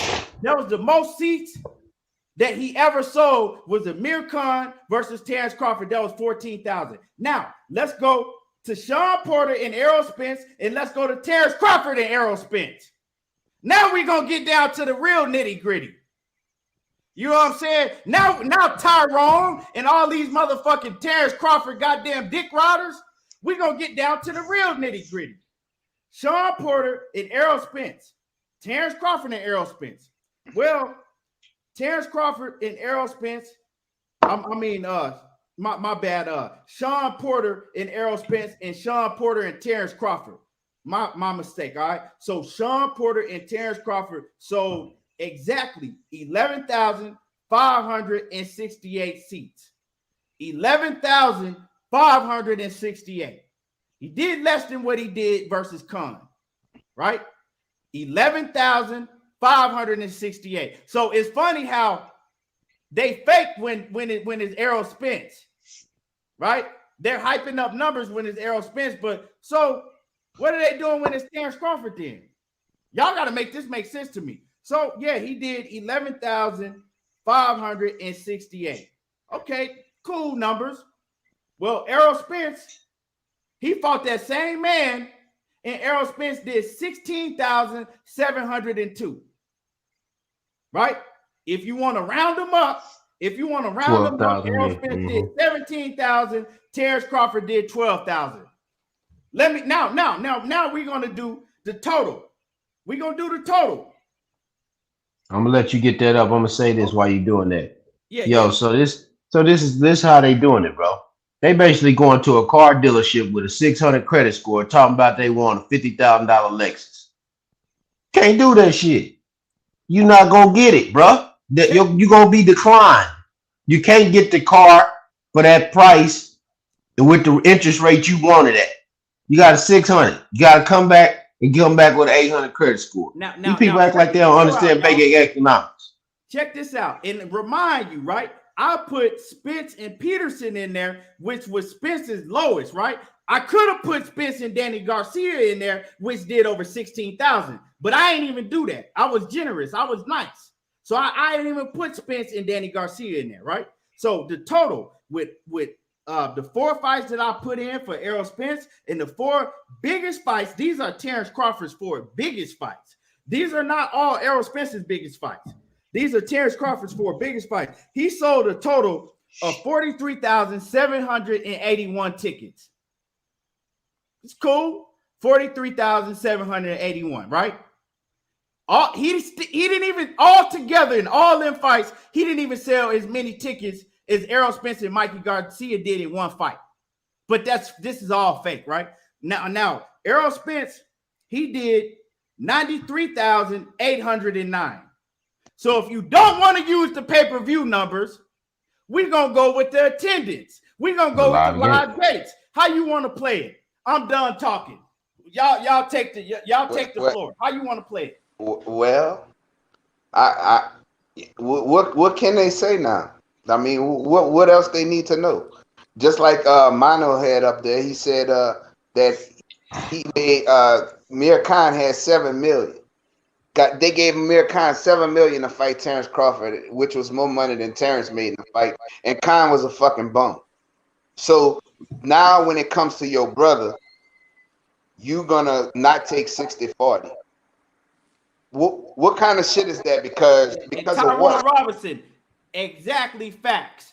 But they don't want to talk about that, Tyrone. But go ahead, Coach. My bad. You know, so just think about that. Just think about it. You won't do business with your brother, but you was gonna take way less for Manny Pacquiao. You took way less for Amir Khan, but now because your brother's in position to make more money than you, because of he putting more people in the seats. Got 2 belts more than you. Well, he got 1 belt more than you. He put more money, but you won't do business with him. I think that's pretty fucked up. Now that's you know what it is. You know what it is. I ain't even gonna say it, bro. But some of these dudes got a soft way of showing their level of hatred for themselves, and it's fucked up, like you said. That's really what it is. Cause if you got X amount of money you're gonna make by fighting your guy, right? You claim you know you're gonna beat the guy. We want to see the fight. We fans, we want to see the fight. Right.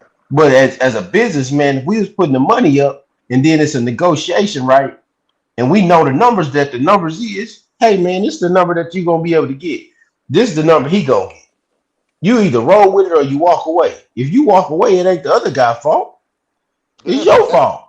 That's not even the point. The point is you didn't have a problem when they gave fucking Amir Glass Joe ass.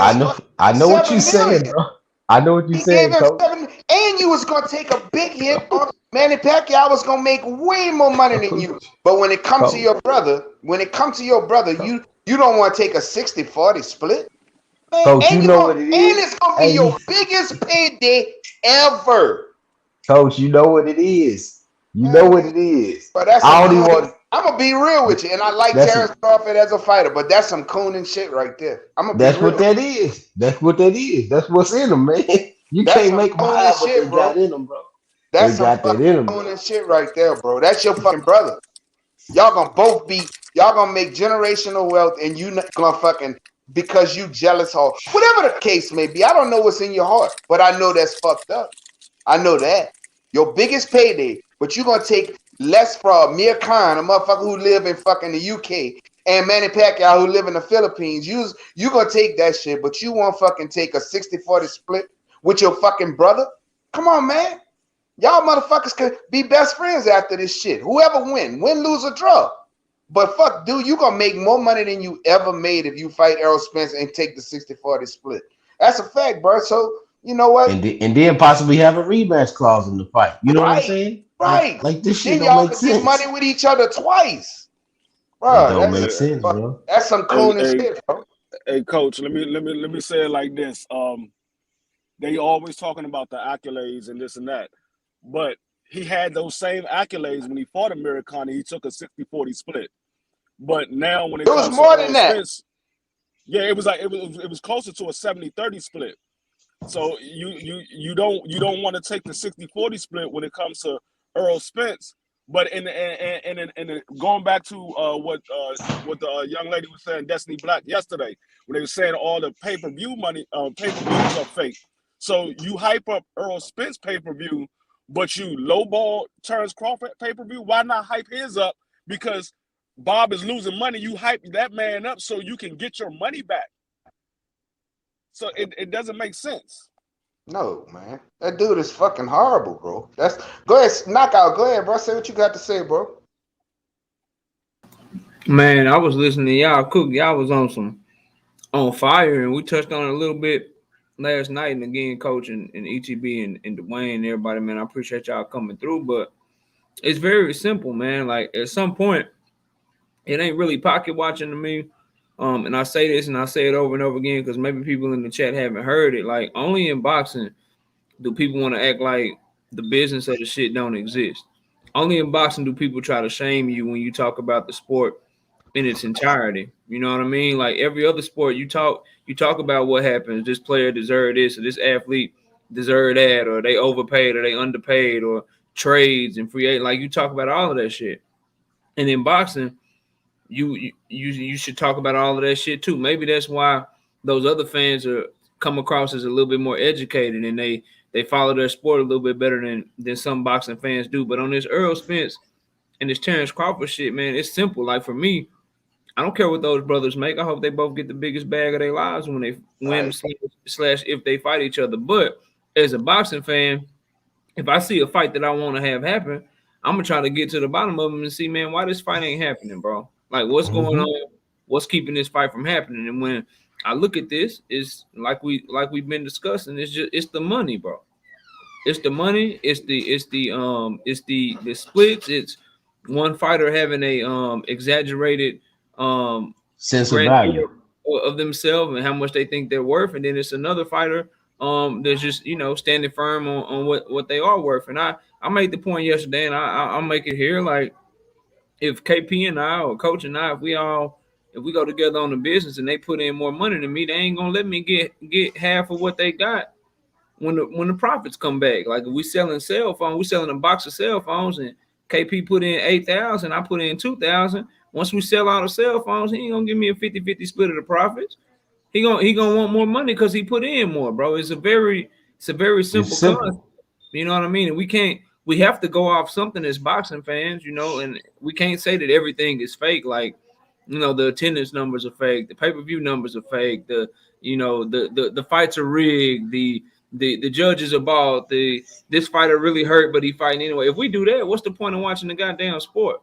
If everything fake and everything is smoke and mirrors, at some point we have to go off of the information that we have, make an educated decision, and see who to place blame. And kind of like Coach, like I'm Dallas, Texas, so I'm more of an Errol Spence fan, but literally I root for Terence Bud Crawford. He fighting anybody else, bro. Like I like Terence Crawford too.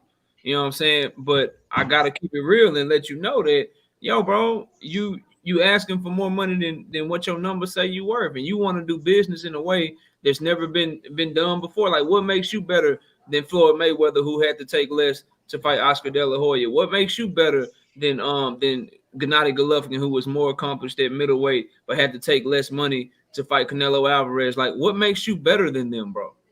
What makes you better than them? And then people are like, well, Errol Spence, he ain't as big as Floyd. It don't matter about him being as big as Floyd or as big as Oscar. He bigger than you. No. He's bigger than he's you. bigger than you. Negotiation. Facts. It's a Right. negotiation between you and that man. What you bringing somebody else into it for? It ain't got shit to You do with them. It's hey, about y'all you and the know person that you doing y- business with, bro.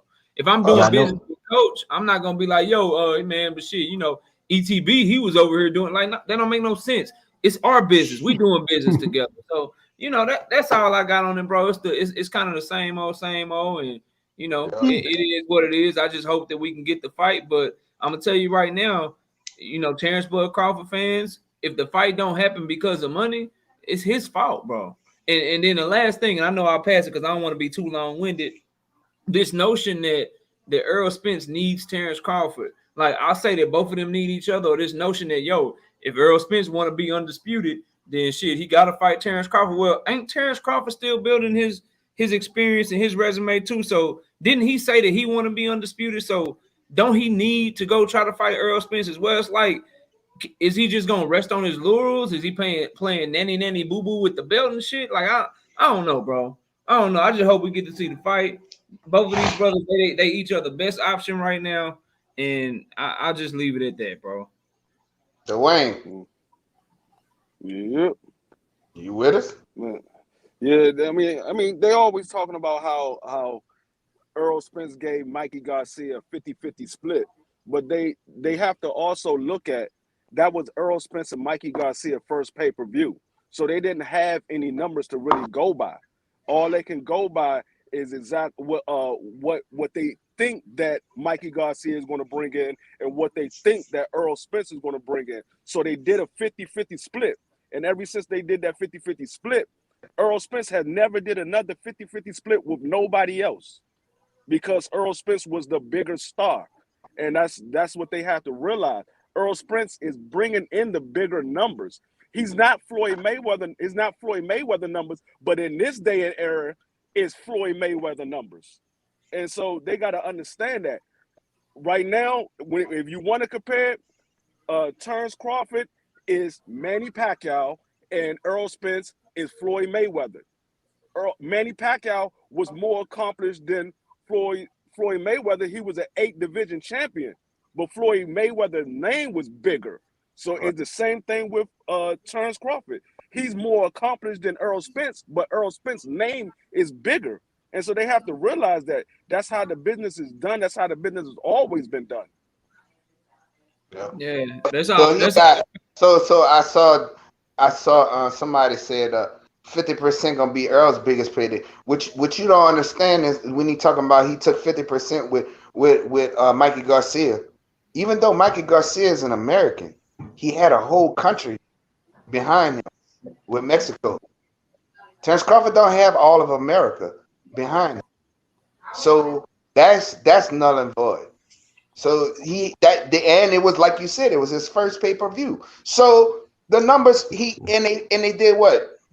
They did what? 50,000? 300 some thousand pay-per-views, 50,000 seats. I was in the arena. Right. and then 50,000 that seats.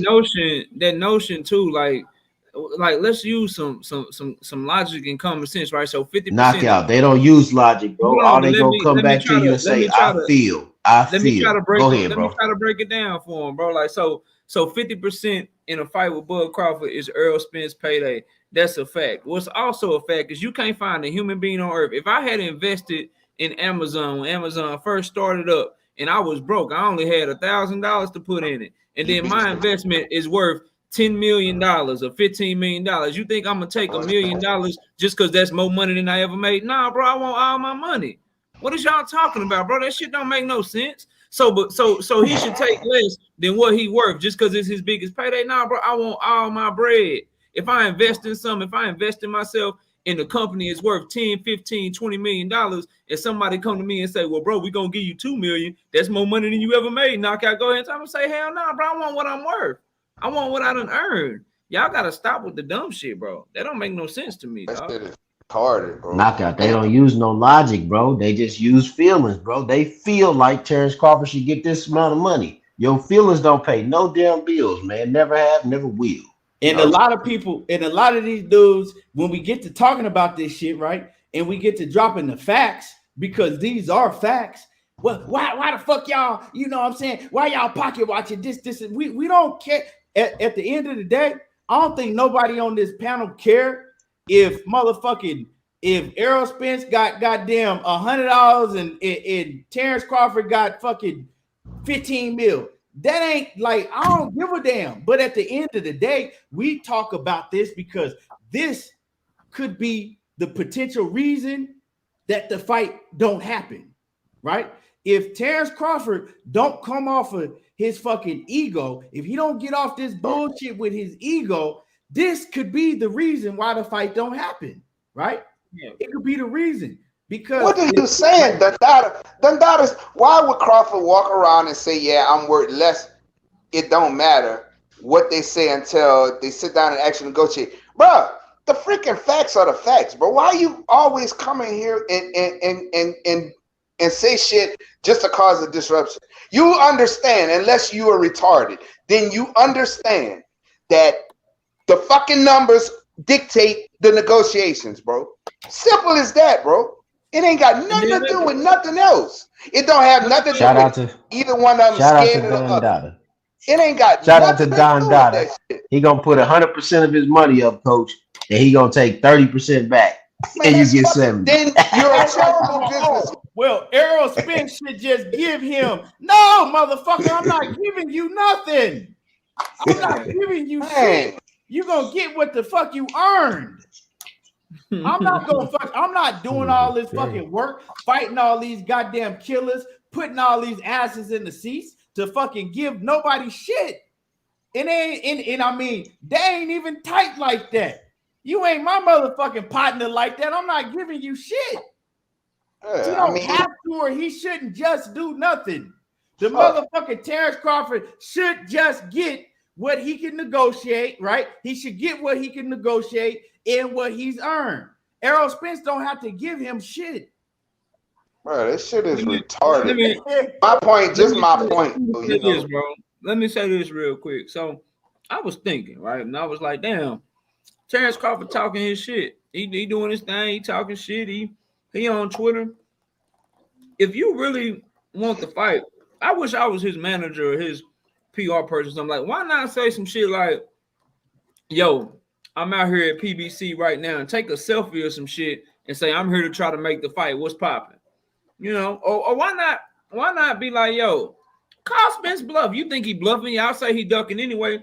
Why not just say a tweet, hey, Spence, back in the day you said 60-40. I'll take that shit right now. Send the contract. Yeah. Or why not say, yo, I'm worth more than that.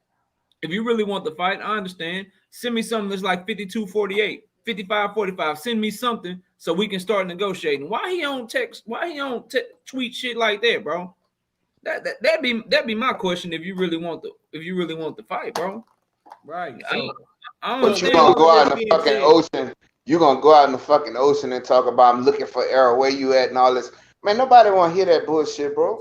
So with all of this being said, right? Me personally, I don't think that this fight is gonna happen next. I believe that the fight is gonna happen, but I think that both of these fighters are gonna fight somebody in between, right? So I'm gonna start with you, Coach. Give me. Let's narrow down to two fighters that you think is very, very possible for Errol Spence to fight next, right? And two fighters that you think is very, very possible that you think that Terence Crawford is gonna fight next, and then I'm gonna go to you, Knockout.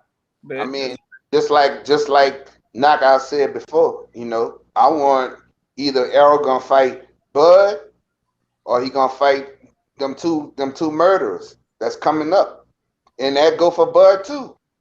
Either he gonna fight Errol or he gonna fight one of them two murderers that's coming up. So either way it go, I don't want to see him fight no bullshit. Either you gonna fight Boots or Tease or fucking or Errol or Bud. That's it. That's all I want to see. I don't want to see no fucking bullshit fights. I don't want to see the shit. Just like I don't want to see that fucking Makabu fight with Canelo. I don't want to see that shit. I don't want to see him fighting anybody that I know he gonna walk through. I don't want to see it.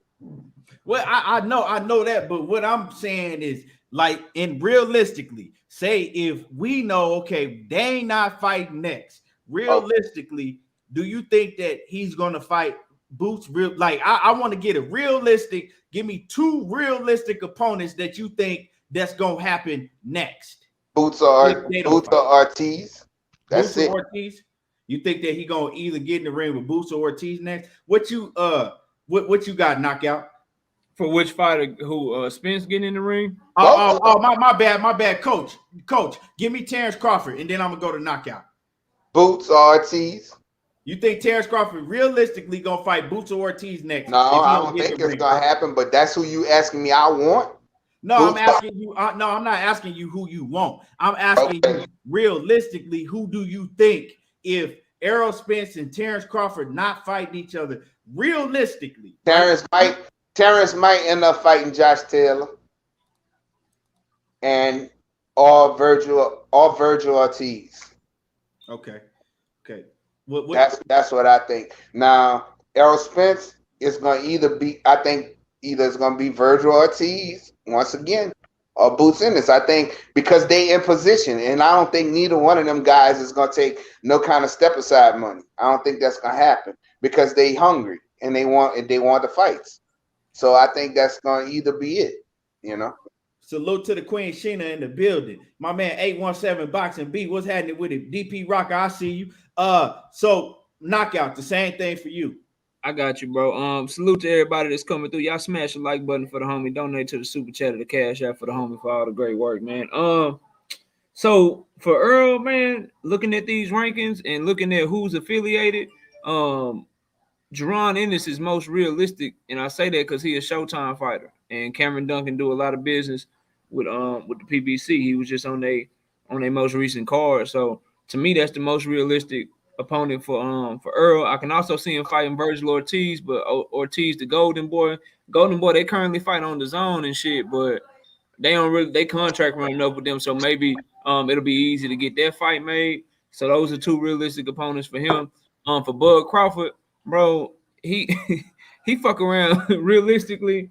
He fuck around and go right back to Top Rank and wait on Josh Taylor to take care of old buddy he fighting, and then fight Josh Taylor on the come up to 147, bro. I can see that. If we're talking about some realistic shit that could actually happen, if you're asking for a prediction.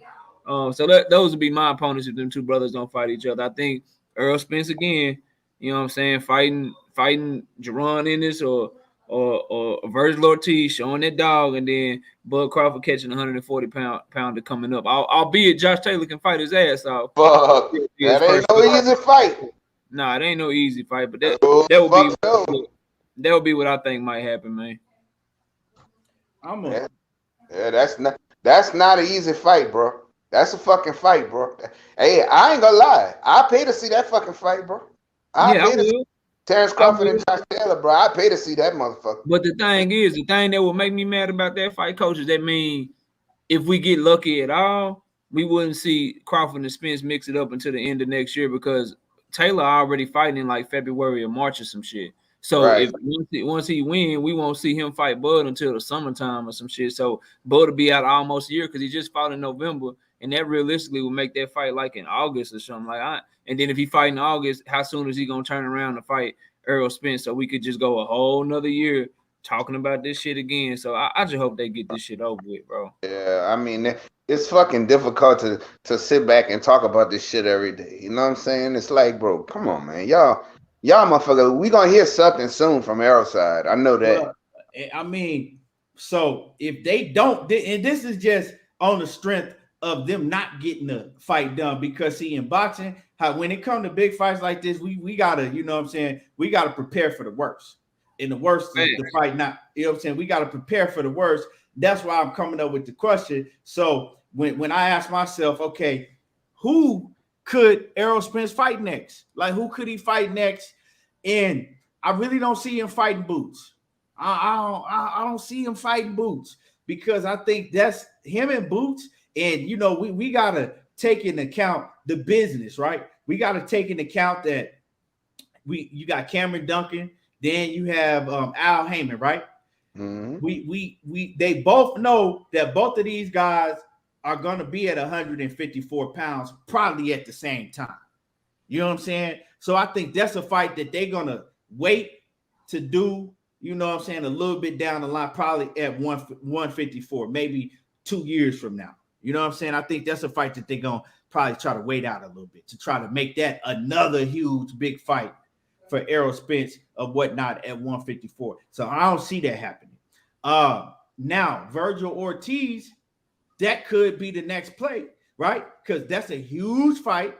Dallas Cowboys Stadium. It'll probably do more than what Mikey Garcia and Errol Spence did. Yeah. They both from Texas. That could be, I could see that fight happening, but the only problem with that fight happening, y'all, is Golden Boy. I haven't seen Golden Boy do no business with Al Haymon and PBC at all.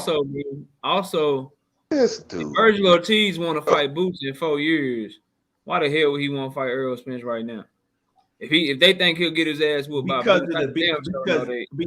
it's a different bag. You fight Virgil Ortiz, I mean, you fight Boots right now. You fighting him, you ain't getting no bread off of him. Right. You fight Errol Spence, right? It's a huge bag. And then if you beat him, now none of us think he can beat fucking, but if he beats him, then he blows up and he becomes the huge maker. So he got way, way more to gain by fighting Errol Spence. And then if he loses to Errol Spence, well, you just lost to Errol Spence. You lose to fucking Jerome Boots Ennis. Y'all on the same level. Y'all coming in at the same time. You can't, you know what I'm saying? So it's different. But I do think that Virgil Ortiz will fight Errol Spence. But how is that going to be made with Golden Boy and Al Haymon? The money is going to make them just like this. If they're going to make it because they know one thing. That's a fucking huge ass fight in Dallas. That is a huge fight. So they're going to get paid. They know they're going to get fucking paid off this fight. So that's why Golden Boy would make that fight. Yeah, well, Andrew H gave a good point. He said Golden Boy broke it because they ain't really got no fighters, really. And he said so they going to line up to do business with PBC for that fight. That's a lot of money, bro. In Dallas, too. I can see that.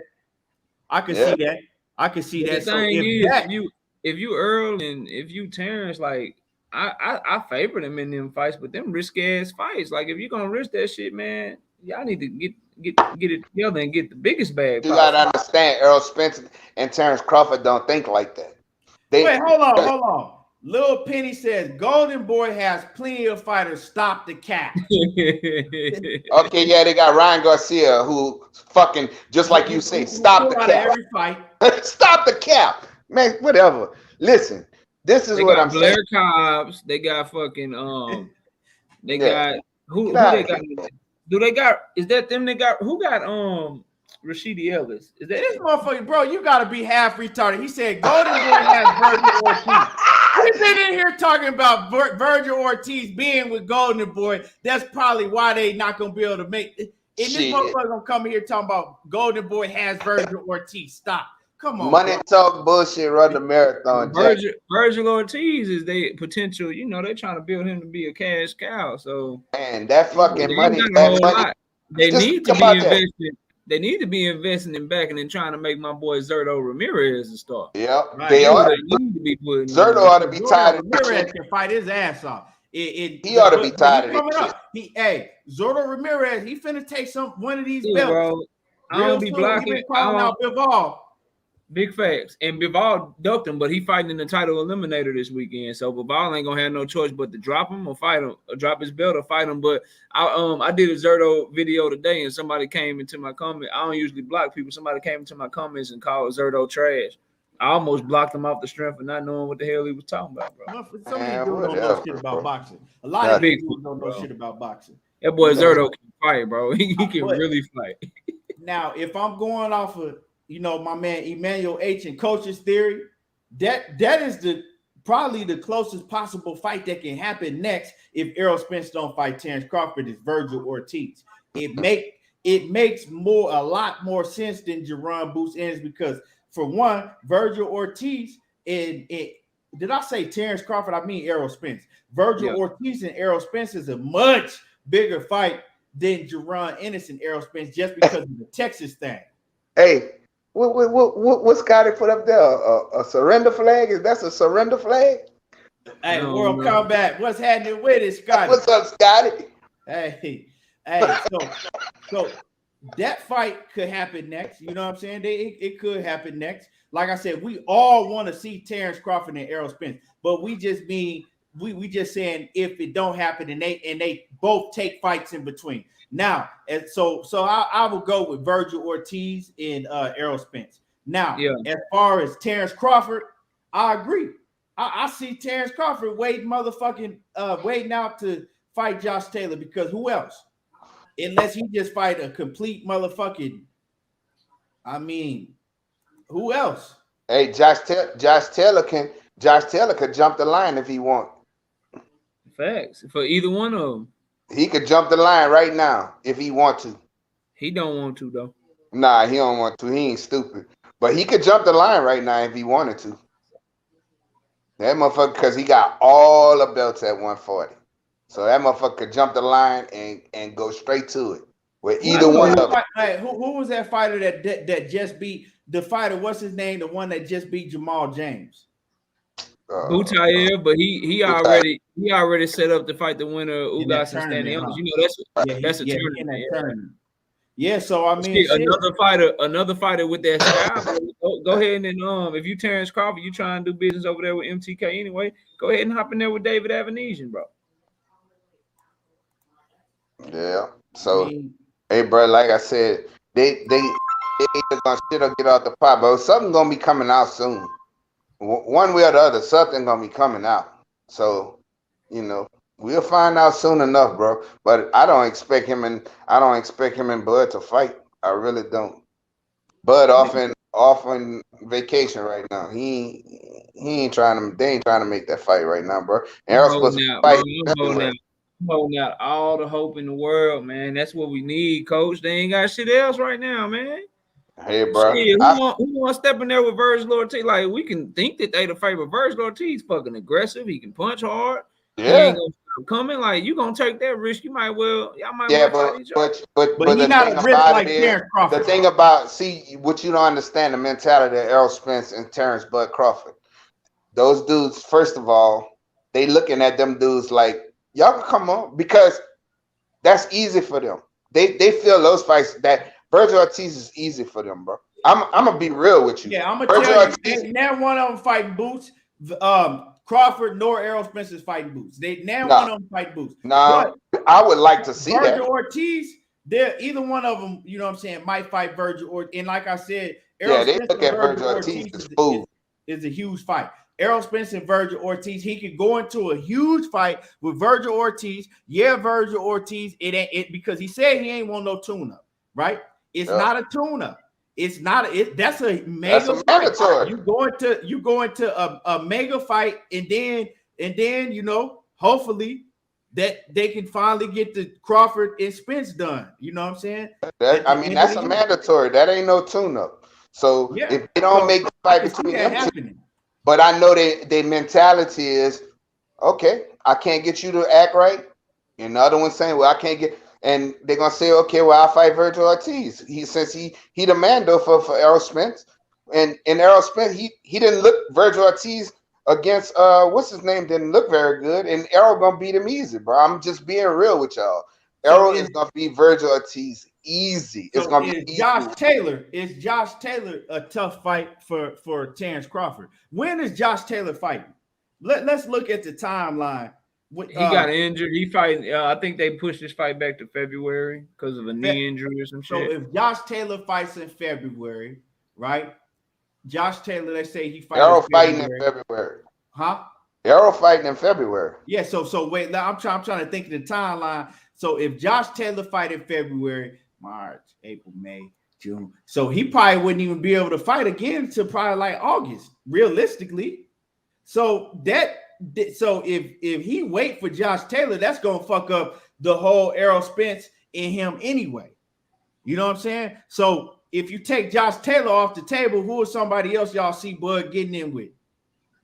But if he wait on because Keith Thurman finna fight. Keith Thurman got a fight coming up, so you're not finna wait on Keith Thurman. That's what he might wait on. That's what Bud might wait on. But I'm saying if you wait on Keith Thurman or Josh Taylor, right? That's the same thing. If you wait on either one of these fighters, that's gonna fuck up the fight for you and Errol Spence because you gotta wait. That means that you don't fight Keith Thurman or Josh Taylor into around August, right?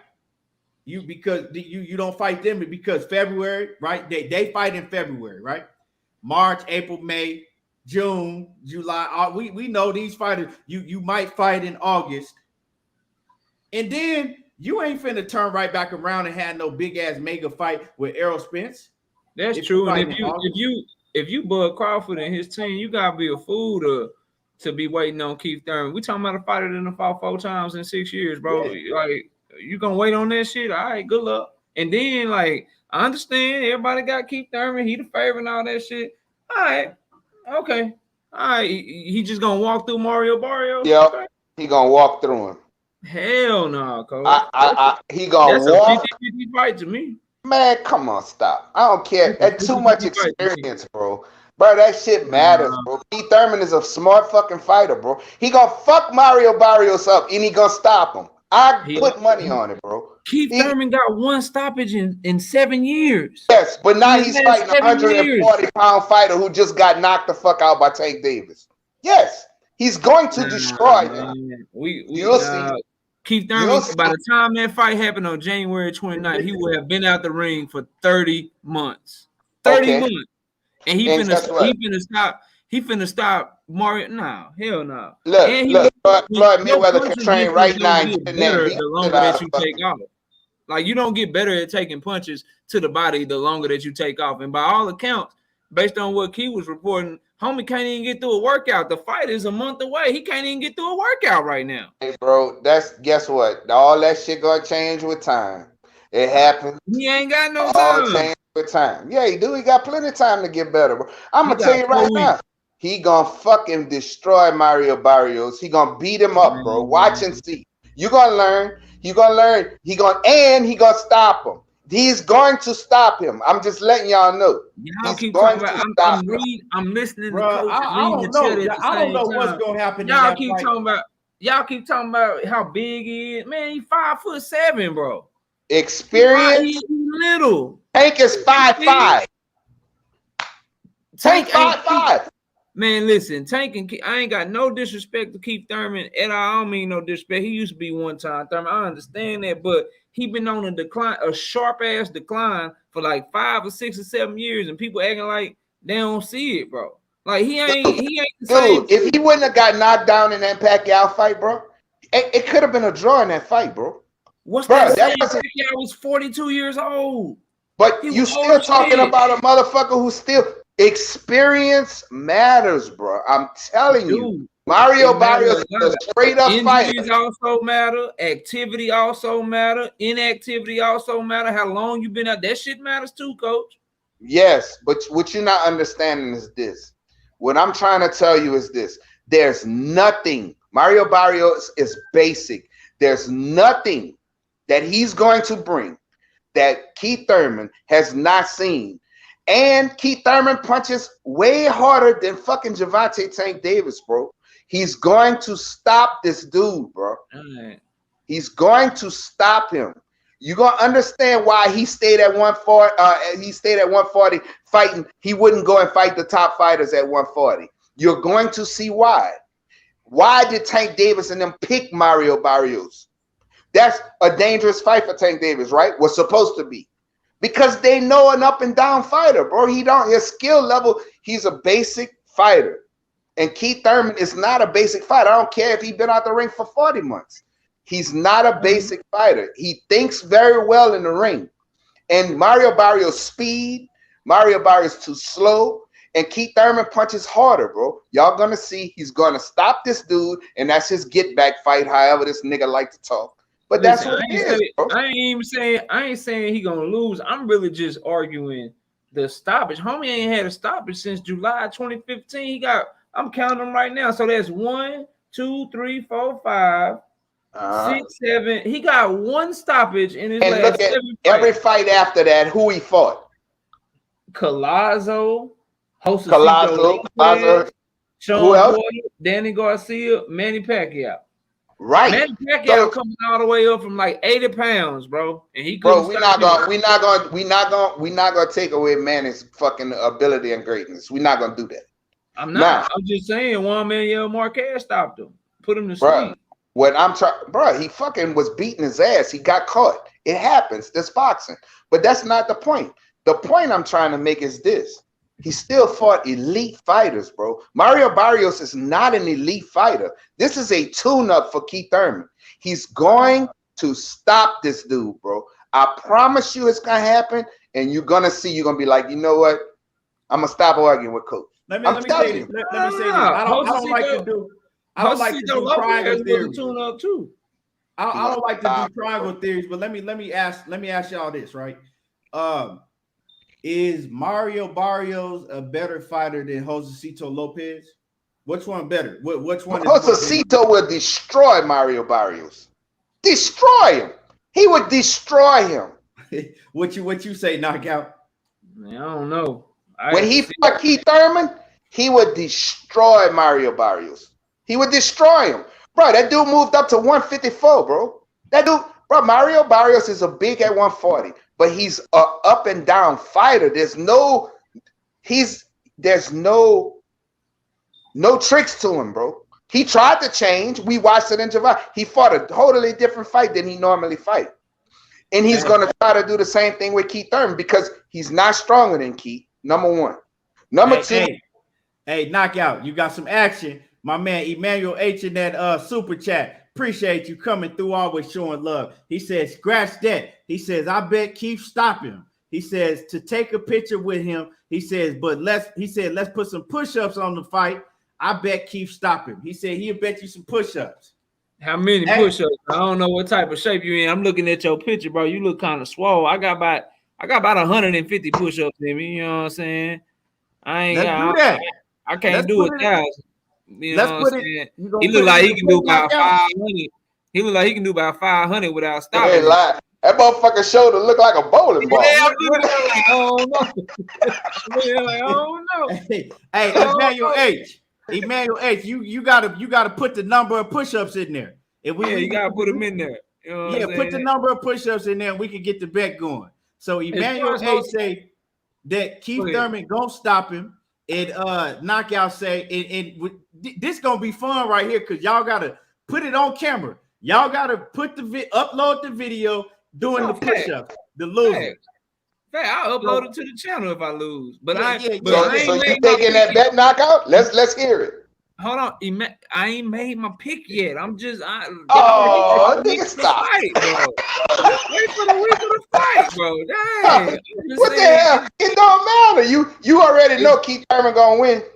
You already know that. Said that. I don't know. Nigga, stop it, boy. You know damn well. If I tell them now, they won't watch the videos, bro. Hey, they got other fights gonna be going on, motherfucker. You got these. You gonna have burning arms in a little while because he gonna stop. Oh shit! All right, yeah, Emmanuel H. 50 push-ups on camera. That ain't shit. All right, bet. Hey, he hopped real quick when he said when he read the comment from Emmanuel H. Yeah, I can see it. That ain't 150. He said the fuck. He said I can't do. He said I can't do that. He says I'm a new dad with another one on the way. Emmanuel H. He been getting busy. So what you're saying is that picture that we looking at might be from 10, 15 years ago. Hey, we know one thing Emmanuel H. don't do like Ryan Garcia do. He don't pull out. You know what I'm saying? Yeah, it's all good. But yeah, that's a bet. And I'll put it on camera if I lose it. That's the way I go. But shit, anytime somebody been out the ring, just my logic, y'all. Like anytime somebody been out the ring 30 months, they gotta show me, bro. The man been out the ring for damn near 3 years by the time he gonna fight this fight. He been doing everything but training and shit. Like I don't know, man. I understand who Keith Thurman was as a fighter and shit like that, but you gonna have to show me being out the ring damn near 3 years, man.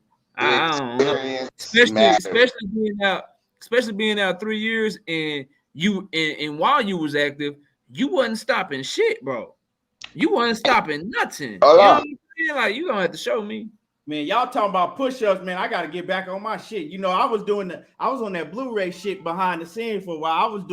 I was doing 700 push-ups every day. I was doing them in sets of 50 or 60. knocking them out in Nice, like bro. I was doing 40 minutes. I would do I got up to 700 push-ups in 40 minutes. That's dope, bro. I got to get back on my shit. I can't do it now. I'm up to 4 sets of 150 every day. Then plus I do 75 triangle push-ups and shit, and then I do my cardio, and that's it. Knock that shit out. I got Y'all fuck with my son. That motherfucker I do heard them my bars. My son do I had bars. hurt my shoulder real bad and shit. So about to my it's finally feeling good. So I'm gonna get back on my shit heavy. Yeah, That my boy little. say he married. He shooting up the club every time. Hey, I feel you. I'm Hey, married man, too. I feel you, man. Same I feel thing, bro. you. Ain't mad at that. Yes, Yeah, I'm sir. way past that. My son is older, so I don't have to worry about that bullshit. I Y'all ain't be watching. making me coach and key. Y'all be making me like I be so confident like in my picks and shit, my breakdown. Then when y'all be going against me and shit, y'all make me question everything that I've been thinking, bro. And You're I be gonna having see, just like I strong told boys y'all and shit. about Cam Bosa. You're gonna see experience matters. That dude is an up and down fighter. He's not gonna fucking fuck with Keith Thurman. Keith Thurman gonna stop that dude, bro. You gonna see. Just like Tank knocked him out. And he coming off a I knockout. mean, I don't know. Like I hear y'all. See, I'm agreeing with knockout because he got some good points. I'm agreeing with y'all because, but we don't know what Keith Thurman finna do. We don't know That's what what I'm Keith Thurman ain't had saying. no knockout, and man, you know what I'm saying? Shit, Keith Against Thurman ain't elite had no fighters. knockout. Against elite fighters. Yes, you're right. Against elite fighters. Mario Barrios is not an elite Bruh. fighter. Y'all gonna see. Keith Thurman, who the last fighter Keith Thurman stopped? Luis Collazo in July 2015. That's what I'm trying to tell y'all, bro. And then after that, he fought elite fighters. They don't. It's That's what I'm not saying. easy Both to of knock y'all out right. elite fighters. Y'all gonna see. Both of y'all right, but hey, he didn't stop Josito Lopez. He Bruh. been knocked out 3 times, bro. He Okay. didn't stop Josito Lopez. Okay. And then coach, if he don't knock him out in the first 6 rounds, shit is over with. You know, Keith like to slow down and shit. Let me tell y'all something, bro. Let me tell y'all something. That dude know what's going on the internet. That dude know what's going on. He had hand injuries. He had showed his little elbow injuries. And don't get me wrong, Keith Thurman, I lost a lot of respect for him. Don't get me wrong. I know you did. I know you did. You ain't got no respect for Mario Barrios. Even less for him as far as a boxer. Now, don't get me wrong. I'm not gonna say I have respect for Mario Barrios. I'm not gonna say that because it's not compared to Keith Thurman. I got you. No, it's not about respect with him. Mario Barrios is a fighter, but he's an up and down fighter. What I'm saying is this: Keith Thurman coming back super healthy. He know what's going on, and he's in the fucking gym. He's in the gym right now. So my thing is this: he's coming back, and he's gonna come back with a vengeance. I'm just letting you know. I'm not saying he's gonna beat Errol Spence, but Mario Barrios gonna get the fucking worst end of it because of that reason. That's what I'm saying. Mario Barrios is because Keith want to get back in the mix, and he's working in a gym right now. He maybe not be going through all the strength and conditioning because he's not in condition. But as time goes on, he's gonna get in he's gonna get in conditioning, and he got a new strength and conditioning coach. So he is harder on him because he never had one like this. So it's harder. I want to see Keith get back to that motherfucking one time. You know what I'm saying? Don't duck me, son. I want to see it because it's great for boxing and it's great for the division. And one thing that Keith can do, he talk that shit. So I want to see him get back. I just don't know if he can. Let me read the super chat. Jeffrey Brooks say Keith don't have a belt, so why would Bud wait on him? He said that's a waste of time for Bud and Errol. And salute to Jeff Brooks off in that super chat. Appreciate you coming through. He got a point. But we just never know with boxing and politics, and we never know. But I don't think neither one of them finna wait on Keith, because if that was the case, Keith wouldn't be taking the fight in February with Mario Barrios. Big fact.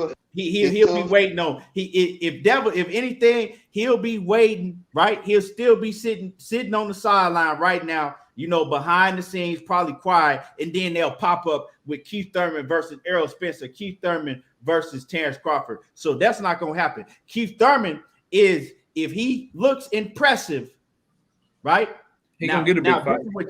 This is what y'all can look for. If he looks impressive versus Mario Barrios, the motherfuckers is like, damn, he keeps coming with that heat again. He ain't injured no more. He looked like the old Keith. If he's able to look impressive, right? Then we gonna start hearing Keith Thurman versus Terence Crawford, Keith Thurman versus Errol Spence, and he's gonna put himself right in the mix with them other two top guys.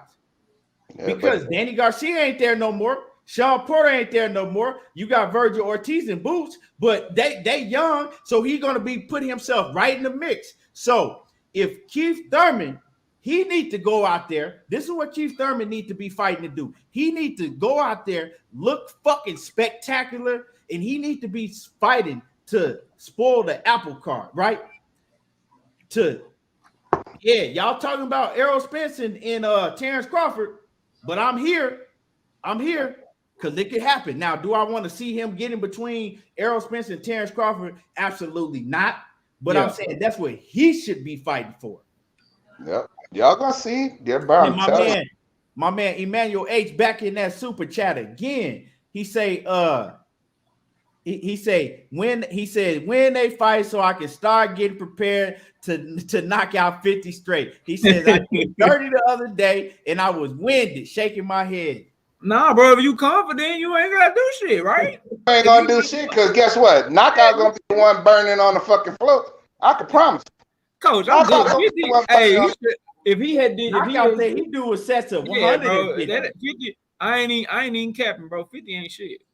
50 ain't shit. And that's great. I could care less if you do 3. I could care less. But you gonna be doing them. That's all it is. Man, you ain't shit, coach. I don't care. You gonna be doing something. I promise you. Hey, as long as we can have a disagreement and you ain't offering to house me and feed me and nah, shit. Nah, that just be with people that's disrespectful, bro. That shit there. I know, man. You know, like that dude last night, bro. I didn't know what the fuck that dude. He coming at my head. I ain't saying shit. Yeah. Oh, you talking about Caps? Yeah, Cap came in. He's coming at me for home, bro. He had been wanting to get at you for a minute, coach. Oh, he had something on his heart, bro. Huh?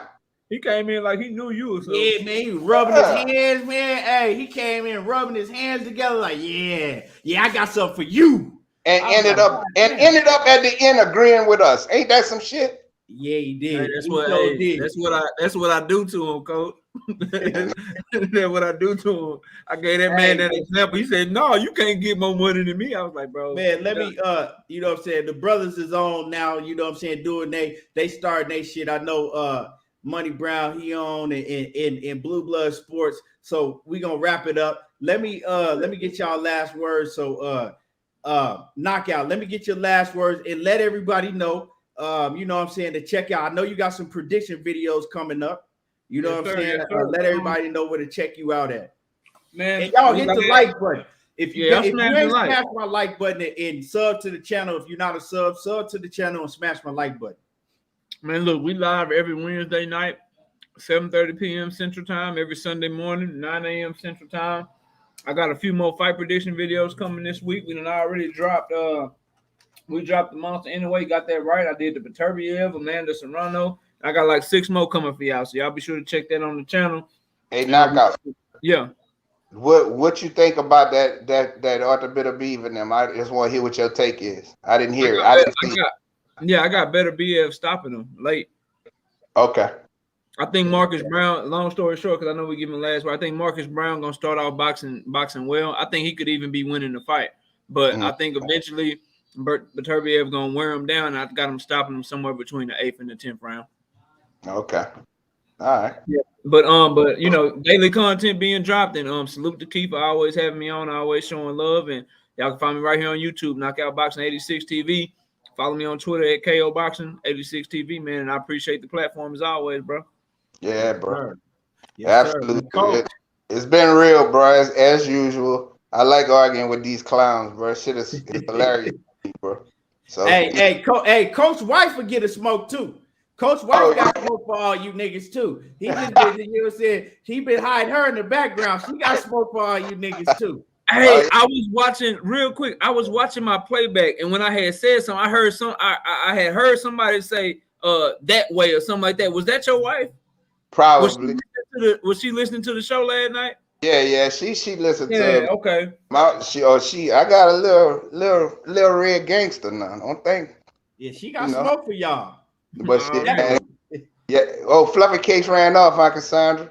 Yeah, but man, it's been always great, bro. I always like coming on and talking, bro. I'll be at the gym in the daytime and doing my other work, like my insurance work. But Yeah.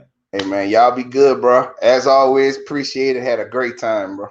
Yes, sir. I appreciate everybody that came through, everybody in the super chat, everybody in the comment section. It's all love. And I will be back on tomorrow at the regular time. So I'm gonna be back on tomorrow at my regular time, the 1:30, 1:30 Mountain Time. That's 2:30 Central, 3:30 on the East Coast, and then in California, that's 12:30. So I'm gonna be back to regular time tomorrow. Appreciate everybody for tuning in. Another great show, and y'all already know how I do. There you go, talking that boxing again. And yeah, and I'm out. Emmanuel H, that's a bet, bro. We locked in, so I'm gonna pay up my end if I lose, bro. So y'all got me on tape, y'all got me on camera, but I appreciate And we got a bet. Yes, And we sir. got a bet. And we out. Appreciate everybody. And DP Rocker, hold on before I end this. DP Rocker, make sure you come in here because if that's your channel, DP Rocker, I know you just got I know you won the you won the whole setup. So yeah, we gonna promote that tomorrow. But salute, we gone.